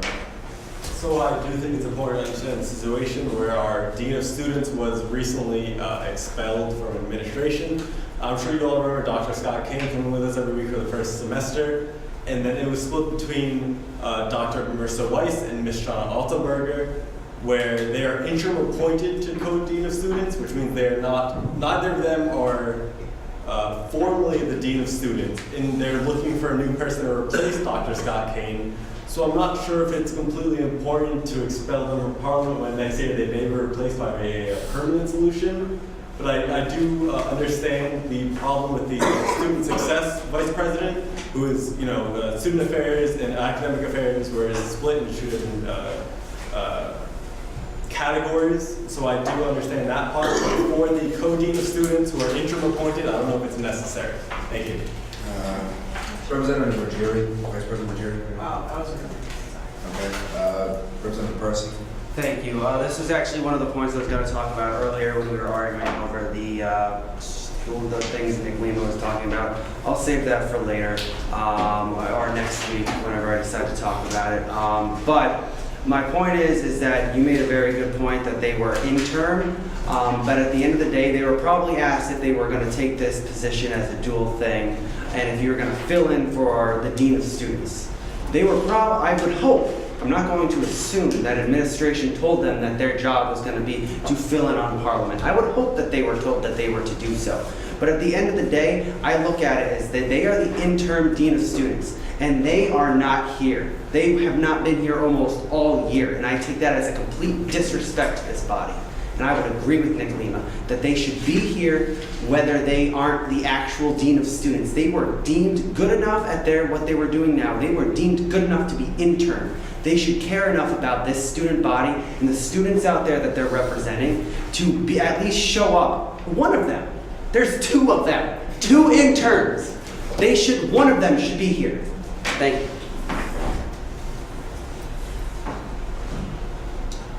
Representative Nick Lima. Thank you, Mr. Speaker. Again, my point is not just the fact that we're following our bylaws here. A member who is absent without leave from just one meeting in a semester can't be expelled. Both of these administrative/staff members have been absent for multiple meetings, unexcused. Clearly have not decided to participate in the body. I missed a couple of meetings with approved leaves. However, aside from those couple of meetings, I've been at every meeting this year, and I've yet to see either at a meeting. This is not just to uphold our bylaws and our rules, which apply to all members of Parliament. This is also, I think, there's a political side of this, and that's to send a very strong message to the administration to get their attention, because we've been asking, and I know President Lima has asked personally, and obviously it's been falling on deaf ears. So perhaps this body should, by doing something like this, take more direct action to get their attention so that the administration realizes that, one, as Representative Percy so eloquently said, this body is being disrespected, and two, the legitimacy of this body is being called into question by our own constituents, by your own constituents, in that the administration is doing you no favors by not sending a representative here. If there's a member of the administration here at that meeting a few weeks ago, I can guarantee you that meeting would run a lot differently. So I implore this body to approve this motion, to send that message, not only to those persons who were appointed and ostensibly agreed to the appointment, but then decided apparently not to show up or make it a priority for the entirety of the academic year, but also to send a message to the administration that student government takes it seriously, that despite this, the administration maybe being of the opinion that they don't want to interfere or be too heavily involved, that this is something that student government wants to take place, because for 30 years it was a valuable tool, a valuable resource, a valuable asset to have two members of the administration here, high-ranking members of the administration here, to bounce questions off of, to ask things of. And I can tell you, having those people here got things done on this campus faster, because members could ask them things directly, and we know for a fact that those members of the administration went the next day and made a phone call and got a light fixed, or got a new academic policy approved in a different manner than otherwise would have. And we already saw with the council resolution a few weeks ago that we were unaware of. It's harming student government, and the message really needs to be sent by this body. I've personally spoken to Vice President Merriweather about 6 months ago about this issue. Obviously, I think we need to take a stronger action, and this is, aside from sending a resolution, this is, I think, the strongest action we can take. Representative Treasurer Santana. Yes, so I would like to reiterate that I am not opposed to saying we should have a member of administration here. The current motion being debated is whether or not we should send Marissa Weiss, Dr. Marissa Weiss, co-dean of students, an email saying that she should be here. When we look at our bylaws, we have 1 dean of students seat, and we have 2 co-dean of students right now. So to say that one person is a representative of the problem, I agree that we should send administration an email saying, we don't have a dean of students and we don't have an administration representative. Mr. Speaker, it's not the motion being debated to expel the member from Parliament. To expel Dr. And by Marissa roll, Weiss, you recommend one at a time, I would prefer not one at just a send time. an email to the administration. The motion was made to have both, originally the motion was going to be to have them both expelled in one vote. However, I requested, just due to technicalities, that we settle each one at a time. Do I still have the floor? Yeah? So to say that we blame Dr. Marissa Weiss entirely for this problem is not entirely fair to her as a person because she is the co-dean of students. To blame one person for not having a dean of students, which I remind you is a singular seat, as opposed to the two co-dean of students, I advocate that we send a group email to say, the dean of students and the administration seat is not filled. But to send Marissa Weiss, Dr. Marissa Weiss, co-dean of students, an email saying, you're not doing your job is unfair to her because we don't know what her and Ms. Strana Altenberger have been talking about behind Point closed of doors. information, she hasn't bothered to tell us. That's why we don't know. I mean, have we reached out to her about filling the seat? I would yield the floor to anybody. Every Parliament member receives 2 emails every week. They remind an email and an email with the agenda materials, including both of the co-deans of students. Yes, have we told either of them that they are mandatory to be here? I yield the floor to President Lehman. Okay. To respond to that, I don't have the emails off the top of my head. I do know that the budget hearings, they say mandatory in large letters. Point of information, Mr. Speaker, Dr. Marissa Weiss is a former member of this body. She served as a staff representative of this body for multiple years. She's well aware of the roles and how this body operates. And may I speak to defend my decision to have both dealt with individually? Reason why I wanted them split up is because it wouldn't be fair to group the co-deans together. For example, I'm not picking on anybody here, but say for instance, Representative Enos, Representative Monahan, and Representative Schiavo all had multiple unexcused absences from the body. I wouldn't think it would be fair to say, motion to expel Representative Enos, Representative Monahan, Representative Schiavo from Parliament. I don't think it would be fair to them. I don't think it would be fair to anyone that would precede them, anyone that succeeds them that would hopefully not do that. But that was my decision to have those split up. I'm not speaking, it's his. If he wants to yield the floor. So I appreciate the point, but I'm saying that Ms. Strana Altenberger and co-dean of students, Dr. Marissa Weiss, should be held accountable together because they are representing one seat between the two of them. So say behind closed doors, which we can only assume what they talked about, that one of them will go there. We don't know which person is responsible for not coming here. So I do advocate that we need administration, we do need the dean of students as per our bylaws policy. We cannot send out individual emails saying, hey, you didn't come when perhaps they told somebody else that they were going to be appearing. Thank you. Okay, Representative Gomez. I wanted to add that I agree with Nick, let's just call it a theme. But he made a good point that the administrator should have been here. And again, he made a second good point when he said that March 28th meeting would have went completely differently if they were here. Not only because they probably would take over the room, but they would give us information because the administration isn't even really considering arming campus police yet. They were completely riled up in here if this was literally about to happen. So with that information, I feel yes, they should be kicked off and emailed.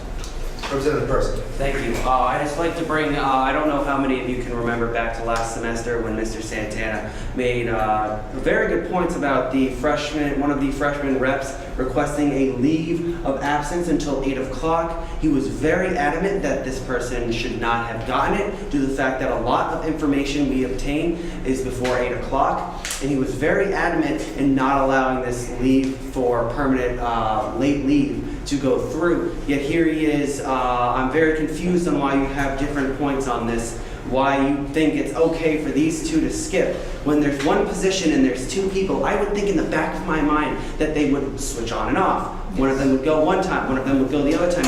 It's easier with two co-dean of students to show up for one position. I don't know why we're sitting here debating this, because they are the administration representation for this body, yet they don't even care enough to email the speaker that they're not going to make it because they have to be home to watch their kids. They have to be home to grade papers. They have to do something else. They don't even give us the time of day to tell us why they're not coming. Come on, people. It's very simple. Why are they not even giving us the time of day to tell us why they can't show up? I would even want to add in that email why they aren't even mentioning, why they feel like they're above us, why they feel like they shouldn't even mention it to it. I know for a fact that when the faculty and the staff reps can't make it, they request a leave of absence. Why are we holding the dean of students to a lower expectation than them? I'm just very confused on why we're all sitting here debating why they shouldn't be expelled. Are we afraid that administration is going to come after us? They can't. We're student community government. We have a right to say something. We need to send a message. I agree with Nick Lima. Meriwether should have been here for that entire meeting last time. I am very heated about how that meeting went and how this entire body let that get out of control. And it's 10:30 at night. The faculty and staff reps should probably go home, but I need to say my piece sometimes. We silenced bodies that were sitting over in that corner. We allowed people to be silenced. Administration probably would have been there to help us guide that meeting, but nope. Where were they? We don't even know. We should at least have the right to know why they weren't showing up. If they send us an email and say we weren't told. Mr. Speaker, Dr. Yes. Meriwether told me he'd come by. And Yeah, I know, I saw him. He took a picture with me. Sojourns. It's not Meriwether that I'm irritated with. It's still the dean of students. I feel like if they were here, that meeting would have went 110% different because people would have showed the respect to the administration people in there. Because I remember for a fact that people in there didn't even give the faculty reps the respect to talk. They kept interrupting them. They kept trying to correct them. They didn't respect them. I feel like with administration in the room, they would have respected them. I think that we need to send a message to administration that they allowed that meeting to get out of hand. Are you dealing with me? Yes. So I would like to reiterate multiple times. I am not against sending an email. I'm against sending individual emails when there's two people to be held responsible for this singular position. I am not saying we should not message the co-dean of students and say, hey, you guys have a singular seat. I'm against sending personalized emails to Dr. Marissa Weiss and Mrs. Shauna Altenberger. Because we do not know who is responsible, but to say that they're both held accountable for this seat is completely true based on our bylaws, where we say one dean of students has to be present at each meeting. Point of information, Mr. Speaker. Yeah. My motion, stipulation on the motion is not to send an email, it's to send a letter. And that's the letter is to go to the president, the vice president of student success, and to the members being expelled as they were going to receive an expulsion letter. Okay. Representative Polanski. So, to reiterate, right, keep going now. Do you have something to say, Representative Polanski? I did. Okay. Representative Gomez? Is there a motion on the table? Is my Yes. question? Can we vote on it? Is there a motion for a question? I'll second that. I don't know, does anyone have anything else to say I have a after motion to Representative what? Gomez? What was that? Like, don't even Call bother. question? Don't even bother, because does anyone have anything else to add after that? Great. So, after that, we move to, there's no one else on the list. So anyway, we move to a vote now. All those in favor indicate Point by of saying information we're aye. voting on. We're voting on expelling Dr. Marissa Weiss and sending a letter. All those in favor indicate by saying aye. Aye. Opposed, nay. Nay. Any abstentions? Division? You want to go for a division? Okay, all those in favor, raise your hand. Also. 1, 2, 3, 4, 5, 6, 7, 8, 9, 10, 11. 11 in the affirmative, and in the negative, 1, 2. Any abstentions? 1, 2, 3. Or 11 in the affirmative, 2 in the negative, 3 abstentions, and the expulsion is approved, and the letter will be sent. And the next, you had a second. It floors back to you. The motions are split, so if there's no further discussion. Okay, so now the motion has been made and seconded to expel Mrs. Shauna Altenberger. Made. It's already been Oh, seconded. okay. So is there any discussion on that? It's pretty much the same thing. President? No, yeah, real discussion. So, like, would they no longer be invited to Storgies?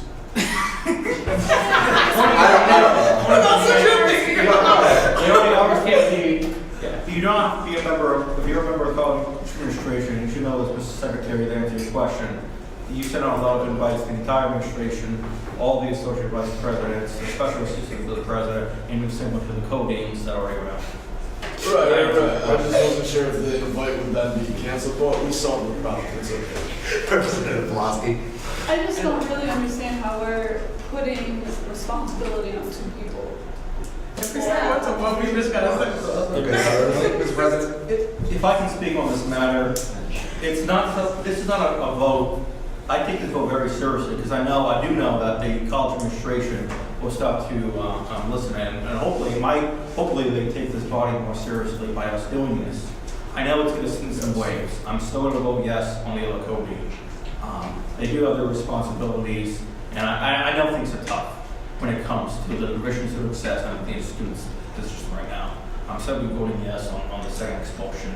I believe that ultimately, what I was told is that by both the college president and by the vice president of student success, is that from the administrative side, there would be representation in those bodies between the two of them. And between the two co-deans of students who know that doing jobs on top of their already existing jobs, that I would hope they would be able to work it out between themselves and the college administration as representative of students' body. That makes sense. Does that answer your question? Okay, any further discussion? Treasurer Sanfilippo. All I argue is that these two messages should be sent out together because they are both held responsible for the same individual seat. They are not being held responsible for one dean of student seats and a second dean of student seats. So to say Point of that information, my motion is the letter, the angry letter, to be sent to the administration, the president, vice president of student success. The individuals being expelled receive individual expulsion letters, as per any other parliament member that would be expelled by the body. But my motion actually is to send one letter to the administration explaining why we just expelled their appointees who never showed up. All right, thank you. Just to clarify my motion. Okay, and since I'm the speaker and I'll probably be writing the letters, you want 3 letters in total. So you want the administration letter, the Dr. Weiss letter, and then if this passes, the Ms. Altenberger. As it would normally be the case, yes. Okay. And then perhaps they should be CC'd on the administration letter as well, because they are a member of the administration in the Student Life Division who should be aware of why they were expelled in addition to the normal expulsion. And again, I asked just because I just want to, I'm neutral on this, I'm the speaker. The language of the letter, I leave it to the executive council as a whole, and including yourself. But the actual expulsion letters should probably be written by whatever the normal process the office follows. But the letter to the administration that they will be copying on, I think the executive council should draft that letter with the president and then the other officers providing input. I'm not touching on the 40-foot pole, I'm like pilot, washing my hands of that. Anyway, anyone else? All right, all those in favor say aye. Aye. Opposed, nay. Nay. Any abstentions?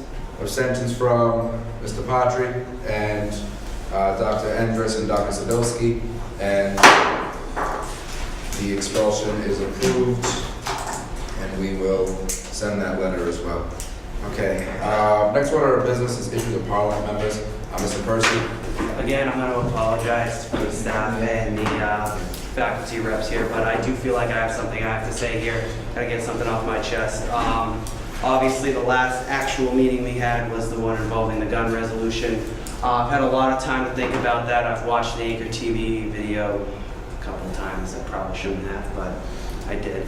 And I do semi-regret my actions. I do apologize for some of the things I said, but when I saw students being forced into silence, I had to act as somebody who sits on this body. I saw people being forced into silence because they weren't loud enough to talk. And I think this body should be ashamed that they allowed that meeting to go so far downhill as it did. It could have been a such better conversation. It could have been such better discussion than it was. If you go back and watch the video, it wasn't a discussion. It was all of us getting yelled at. And then I counted it. I was semi-heated that I saw people in here yelling at us. And when we came our turn to speak, our legal turn to speak after the open forum, most of them got up and left. They didn't even respect us enough to listen to our side of the opinion. And I mean, Tom, Dave, you guys are good friends of mine, but I'm afraid, I'm very ashamed of the way that you guys handled that meeting. You guys are the face of this organization. You're the speaker. People see you as the person who leads this thing. I would like to remind, and you didn't really do, you sat back and listened to him, which was awesome. You gave the students a chance to speak. You gave the loudest students a chance to speak. You didn't let, well, no, you didn't let. You clearly just, you sat there. I'm very ashamed that we let, this body let that meeting get so out of hand and get silenced. I had a lot I wanted to say on the issue that Nick brought up about the bylaws and the policy in here, but then we just motioned to vote. I raised my card to talk, and you guys just motioned to vote. I was forced into silence and wait until next meeting. I think that this body is very used to silencing opinions, and I'm tired of it.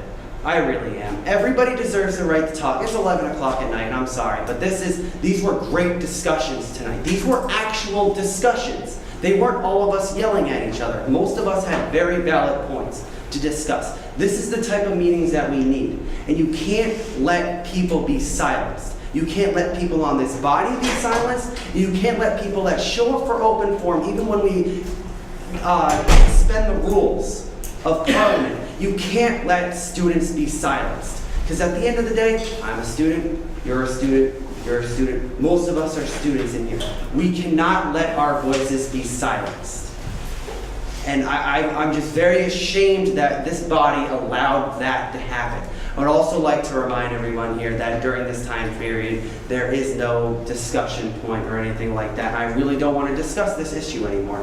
But I just wanted to clear my conscience.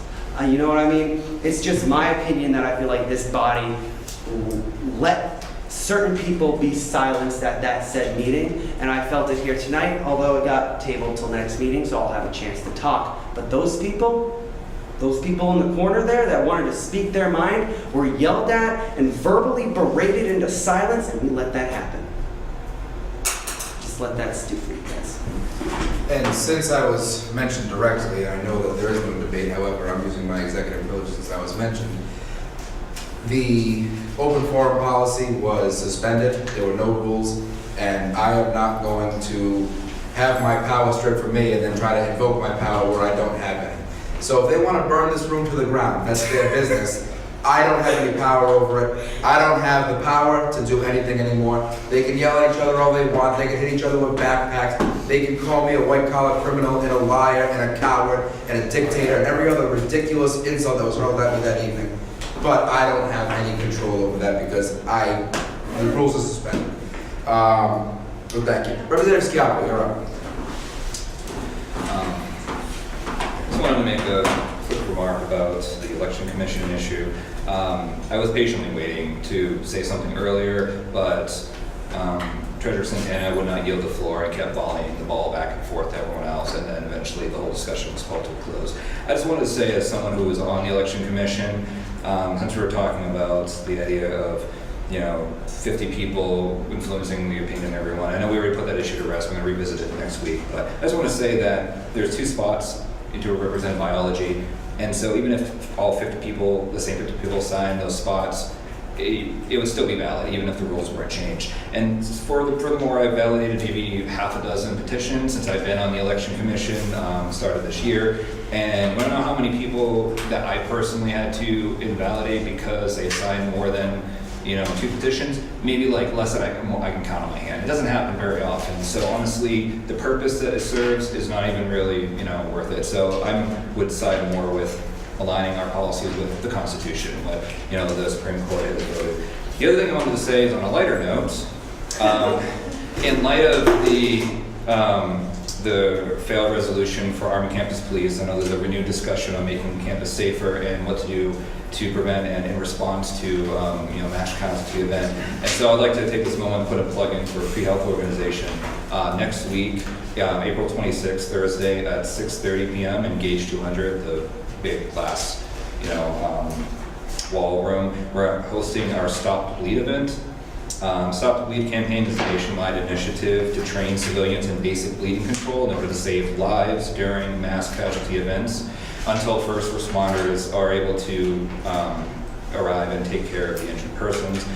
Similar but distinct from CPR training classes, this event will teach anyone who attends proper bleeding control techniques, including how to use hands, dressing, and tourniquets to save lives.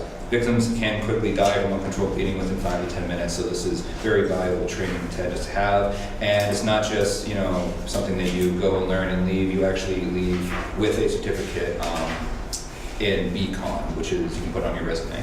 So if you're not doing anything that day, come check it out. Really fun. You get to watch stuff and you get to participate as well. Thank you. Representative Polanski? Yes. So regarding last meeting, I would actually like to call for a revote for the campus police resolution, because I feel like due to the tensions in the room and the environment that we were in, we were not all able to vote our conscience. So you're moving to reconsider the armed campus police resolution? Okay, so a motion's been made by Representative Polanski to reconsider the arming campus police resolution. Point of information, is that like legal to be able to go revisit something we didn't? I mean, they can, so long as the prevailing side is the one that's moving. Point of order, Mr. Speaker. Yes. Can the parliamentary rules policy, agenda policy for the portion that says issue to parliament members be read to the body? Sure. You have that there. Are you looking for which policy? The, if you go to the agenda policy. The agenda policy.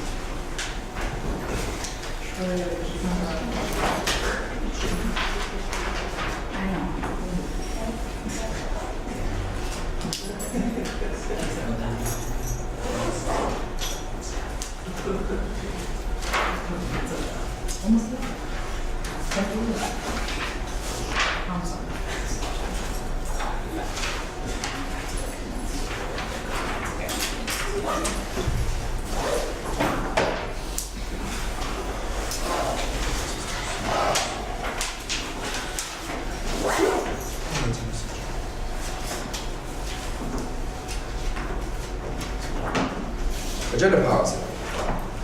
This policy is important to the efficiency of Parliament meetings. An agenda that has too many items can bog a meeting down, and by extension, the corporation. While an agenda. Mr. Speaker, just the provision towards the bottom of the policy on issues of Parliament members. It describes. 305. 305.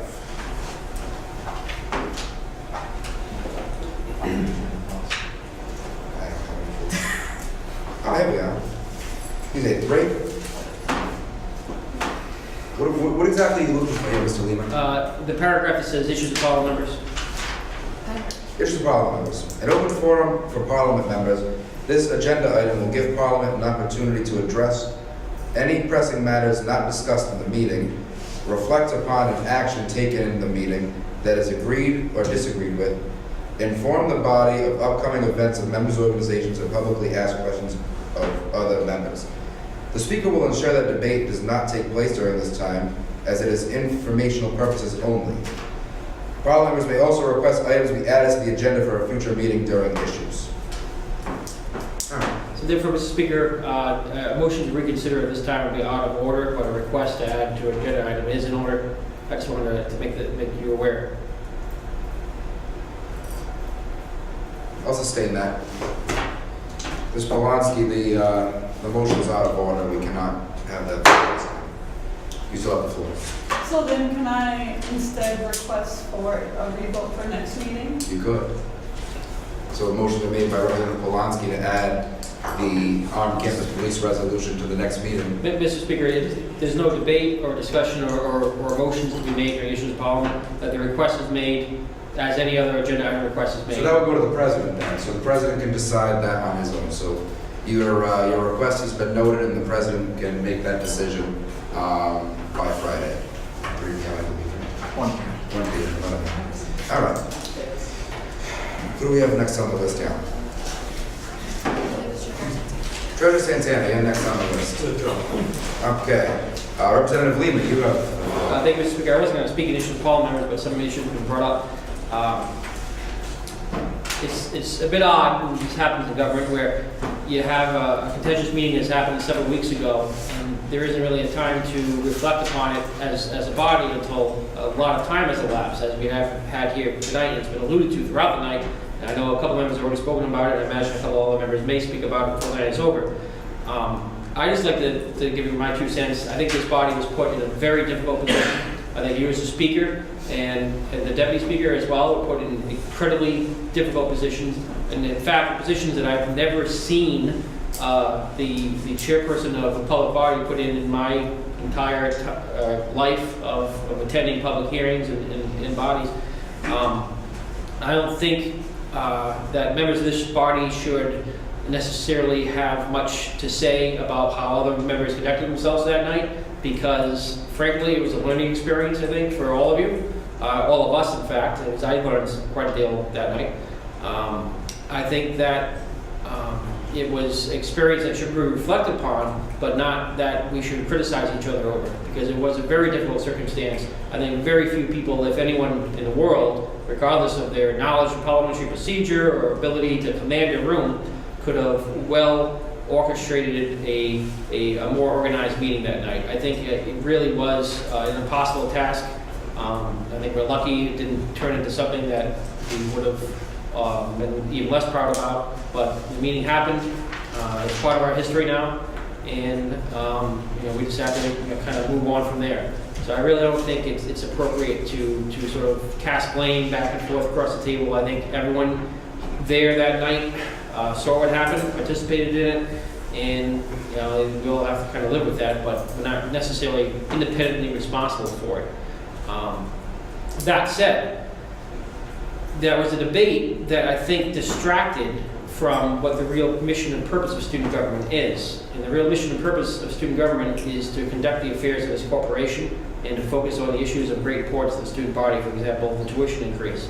I would strongly caution this body from allowing the last meeting of the semester, the sign die meeting, to become a repetition of the meeting we had a couple of weeks ago, which could have very well, because it's already an election night, it's already a long night, it's already a contentious night, emotions are already high, and you're adding an unstable discussion element to an already pitched situation. And I don't think that's in the best interest of this body. So my advice would be to, if you want to, it's been discussed, it was hashed out over the course of a 4.5-hour meeting. I think this body has cast its voice on it. You can argue that, yes, in the room there was certainly a lot of tension, maybe votes would have been different if had that not happened, but you know what? That's also civic engagement, what government is. If anyone's votes feel like they're influenced by that, that's exactly why those people were there, and that's exactly what your response is supposed to be. You're supposed to be influenced by your constituents. So I think if this body wants to take an opinion on it again next year, bring it up again next year. But it's been decided for this year, and I think now this body should, in its last meeting, its last opportunity of the entire year to effect positive change in this campus, should focus on issues that are actually within its control, that it can actually solve, and that can actually have a lasting impact. Thank you. Representative Gomez. Hi all, I'm so sorry, it is, what time is it, 11:47? I'm gonna go up there because I want y'all to catch me at home. 10:47, sorry about that, I'm a little dyslexic sometimes. Hi everyone, I'm sorry, it's a long meeting, I'm gonna try to do this as fast as possible, but as slow as possible, because I know I want her to get this exactly on the minute as possible. Oh, I actually have a copy. No, read it and when you're done. Okay. Alright, so with that being said, I'm Janelle, I'm a representative at large here. You guys saw me at the last meeting, purple hair, I'm kind of like distinguishable. I want to say, well, first of all, I'm sorry for not being the best moderator. I did try to moderate for sometime in that last meeting, it was trash. To my fellow parliament members and faculty and anyone watching at home, hi. I would like to take a moment to apologize for my behavior, but specifically to the gallery during open forum on March 28th. I apologize for taking up your time and for my language, but do not let this distract you from the fact that that the Parliament meeting on March 28th showed how poorly represented our student body is here in this room. Sorry about that. And that there are people within this room who do not want to discuss controversial topics, but rather push their own agendas, baseless agendas. I also disagree with the notion that the gallery had absurd accusations of racism. Because when you fill a whole room with students that try to adjust an issue that they're passionate about but are validated by Parliament because of the lack of knowledge of that person, of what it is like to experience life as a person of color is disgraceful. Being mindful and having a firm grasp of racial issues and awareness should be a requirement for the representatives here, because you are not only representing your own background, your own culture, you're also representing the culture of our college and the people that inhabit it. So being mindful, it should be a requirement. This is a very diverse campus, which means that everyone that sits here should know about the effects of their ideologies and their impacts on people of color. Because racism isn't always blatant, and it could be in form of microaggressions, which I saw during and after this meeting. The discussion of arming police in itself is not a racist issue. I want to just highlight, not a racist issue, it's about safety. But if you are not willing to put into account the effects that this has on people of color due to unconscious bias, then you are not fit to represent our college community. It makes you no different than the man who shot a young black man for knocking on his door in Detroit when he missed the school bus and was asking for directions. So when you fill a room of students and still cannot even give you a threat of reconsideration and want to even put this at revote, then I do not think that this is a representative. This is not representative of our student body and our college community. And not only that, administration itself does not feel like it is needed. So why do we think it's needed? With that being said, again, I apologize for my actions. I apologize for how I made this body look. I apologize because I do represent a lot of people here. I represent the queer community because I'm queer. I'm also a Latina, Latinx, Afro-Latina, by the way. So I'm sorry for, letting you guys down. I get emotional, sorry. As you can see in the last part of the meeting as well. But I apologize because we failed you for not accurately representing you. And I hope that everyone will take a moment and commend all the students that came, because that's a lot of bravery. It takes a lot to stand up for yourself when you feel like everything is systemic. I hope that next time, instead of having a toxic environment, I hope that we could be more transparent and have an actual facilitated conversation. And possibly for elections wise, I feel like we should probably open it up to the college community rather than just this room electing its officials. Thank you for listening. I'm sorry again, and I hope that you guys can vote. I'm running for president next, so I hope that you guys vote for me for president. And I appreciate you guys' time, and have a good day. Is there anyone else in the room that wants to speak? Well, I'd like to say something. And I was gonna just speak about, things that I read, things in the Anchor, which I don't even want to touch. Not worth my time. There are several things that I'd like to quickly touch on. The resolution that was written to arm campus police, it's not a resolution that says, if you vote for this, in favor of this, you're that, you're the other. You can't put labels on someone just for their beliefs unless they're some kind of, unless they're a member of the KKK or some kind of ridiculous hate group. This is not a hateful issue. This is an issue that was meant to discuss safety, campus safety. When you think of the police, Providence Police, North Providence Police, Johnston Police, State Police, they're equipped to protect us. Why are they equipped to protect us? Because they're armed. If God forbid something happened on campus and the Providence Police showed up, they'd be able to deal with it. If they didn't have the weapons to properly deal with that situation, then God forbid something happens, we'd be screwed. This isn't something that I thought about overnight, and to think that I created an imaginary group of students that were in favor of this is absolutely ridiculous, and I can't believe that it was even suggested by somebody, because there are several members of the student body that I've spoken to. I was engaged for hours, sitting on the first floor, speaking with students. I didn't come up with this overnight in my head. I had a conversation about this with several students, and we discussed this. They asked me. I didn't ask them. They asked me. And then I started to ask the student body, and not just people engaged. We discussed it in Donovan. We discussed it in the cafe. I discussed it with members of parliament. I asked other members of parliament to speak to their constituents. I didn't work on this alone. I wasn't a lone wolf on this to just say, this is what I came up with, this is my piece of legislation. And to say that I'm racist, I'm insensitive, I'm any of those things is absolutely ridiculous, because I hold the belief that police should be equipped to properly protect the student body. So I I present that in the worst way possible, and I'm very offended that that was even discussed. What do we got now? Representative Gomez.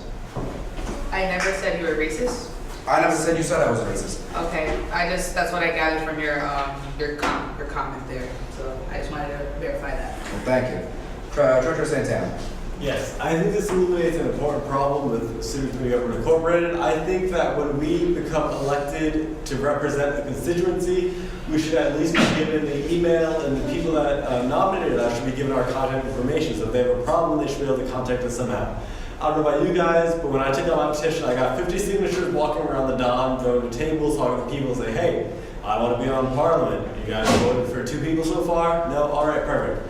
I think we should have a path for people that get nominated in Parliament to get the people, at least the people that voted for them, so they can have their email. You know, you can say, hey, you guys voted for me. I think it's important that if you guys have any problems, you should be able to contact me, so that we can talk to our constituency, talk to the people that voted for us specifically, and get their feedback on issues like this. We should. Because when we do petitions, we do gather their email. It's optional. I don't know what is done with that. If Vanessa could give me anything. Huh? We don't really use it for anything. You don't use it for anything? Do I have the floor back?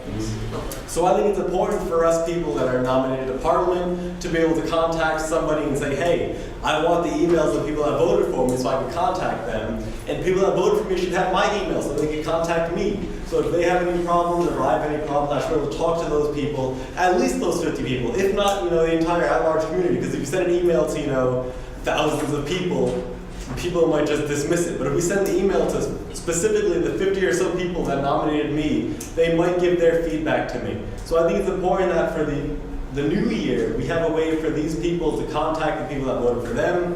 And I hope that's something that Parliament considers, and I hope that's something that the Executive Council for next year considers. So they can have that student voice that we've been talking about so much, that representation, that constituency and all that stuff. I think it's important for them to be represented at this table, and as such, we should be able to contact them somehow. There should be an easy way, an easy back and forth contact, not just one way. In both ways it should work. If they have a problem, they should be able to contact me. If I have a problem, I should be able to contact them. And I hope that whoever gets nominated for next year, that's next meeting, I hope you guys keep this in mind, because this is important. We need the students' voices. Thank you. Anyone else? All right, motion to adjourn. Motion by Representative Persis, seconded by Vice President Fury. All those in favor say aye. Aye. Opposed, nay. For adjourn, please stay silent and seated for the last roll call. Thomas Here. Vanessa Jerry. Here. Joseph Paterno. Marian Santana. Here. David Holmes. Here. Caitlin King. Devin Costa. Catherine Amos. Here. Genesis Garcia. Janelle Gomez. Amanda Monahan. Here. Joshua Percy. Alexis Polanski. Here. Matthew Scarborough. Here. Marissa Weiss. Sean Altenberger. Valerie Endress. Rosalind Sadowski. Here. Arthur McAfee. Here. Nicholas Lima. Here. Good night. Me.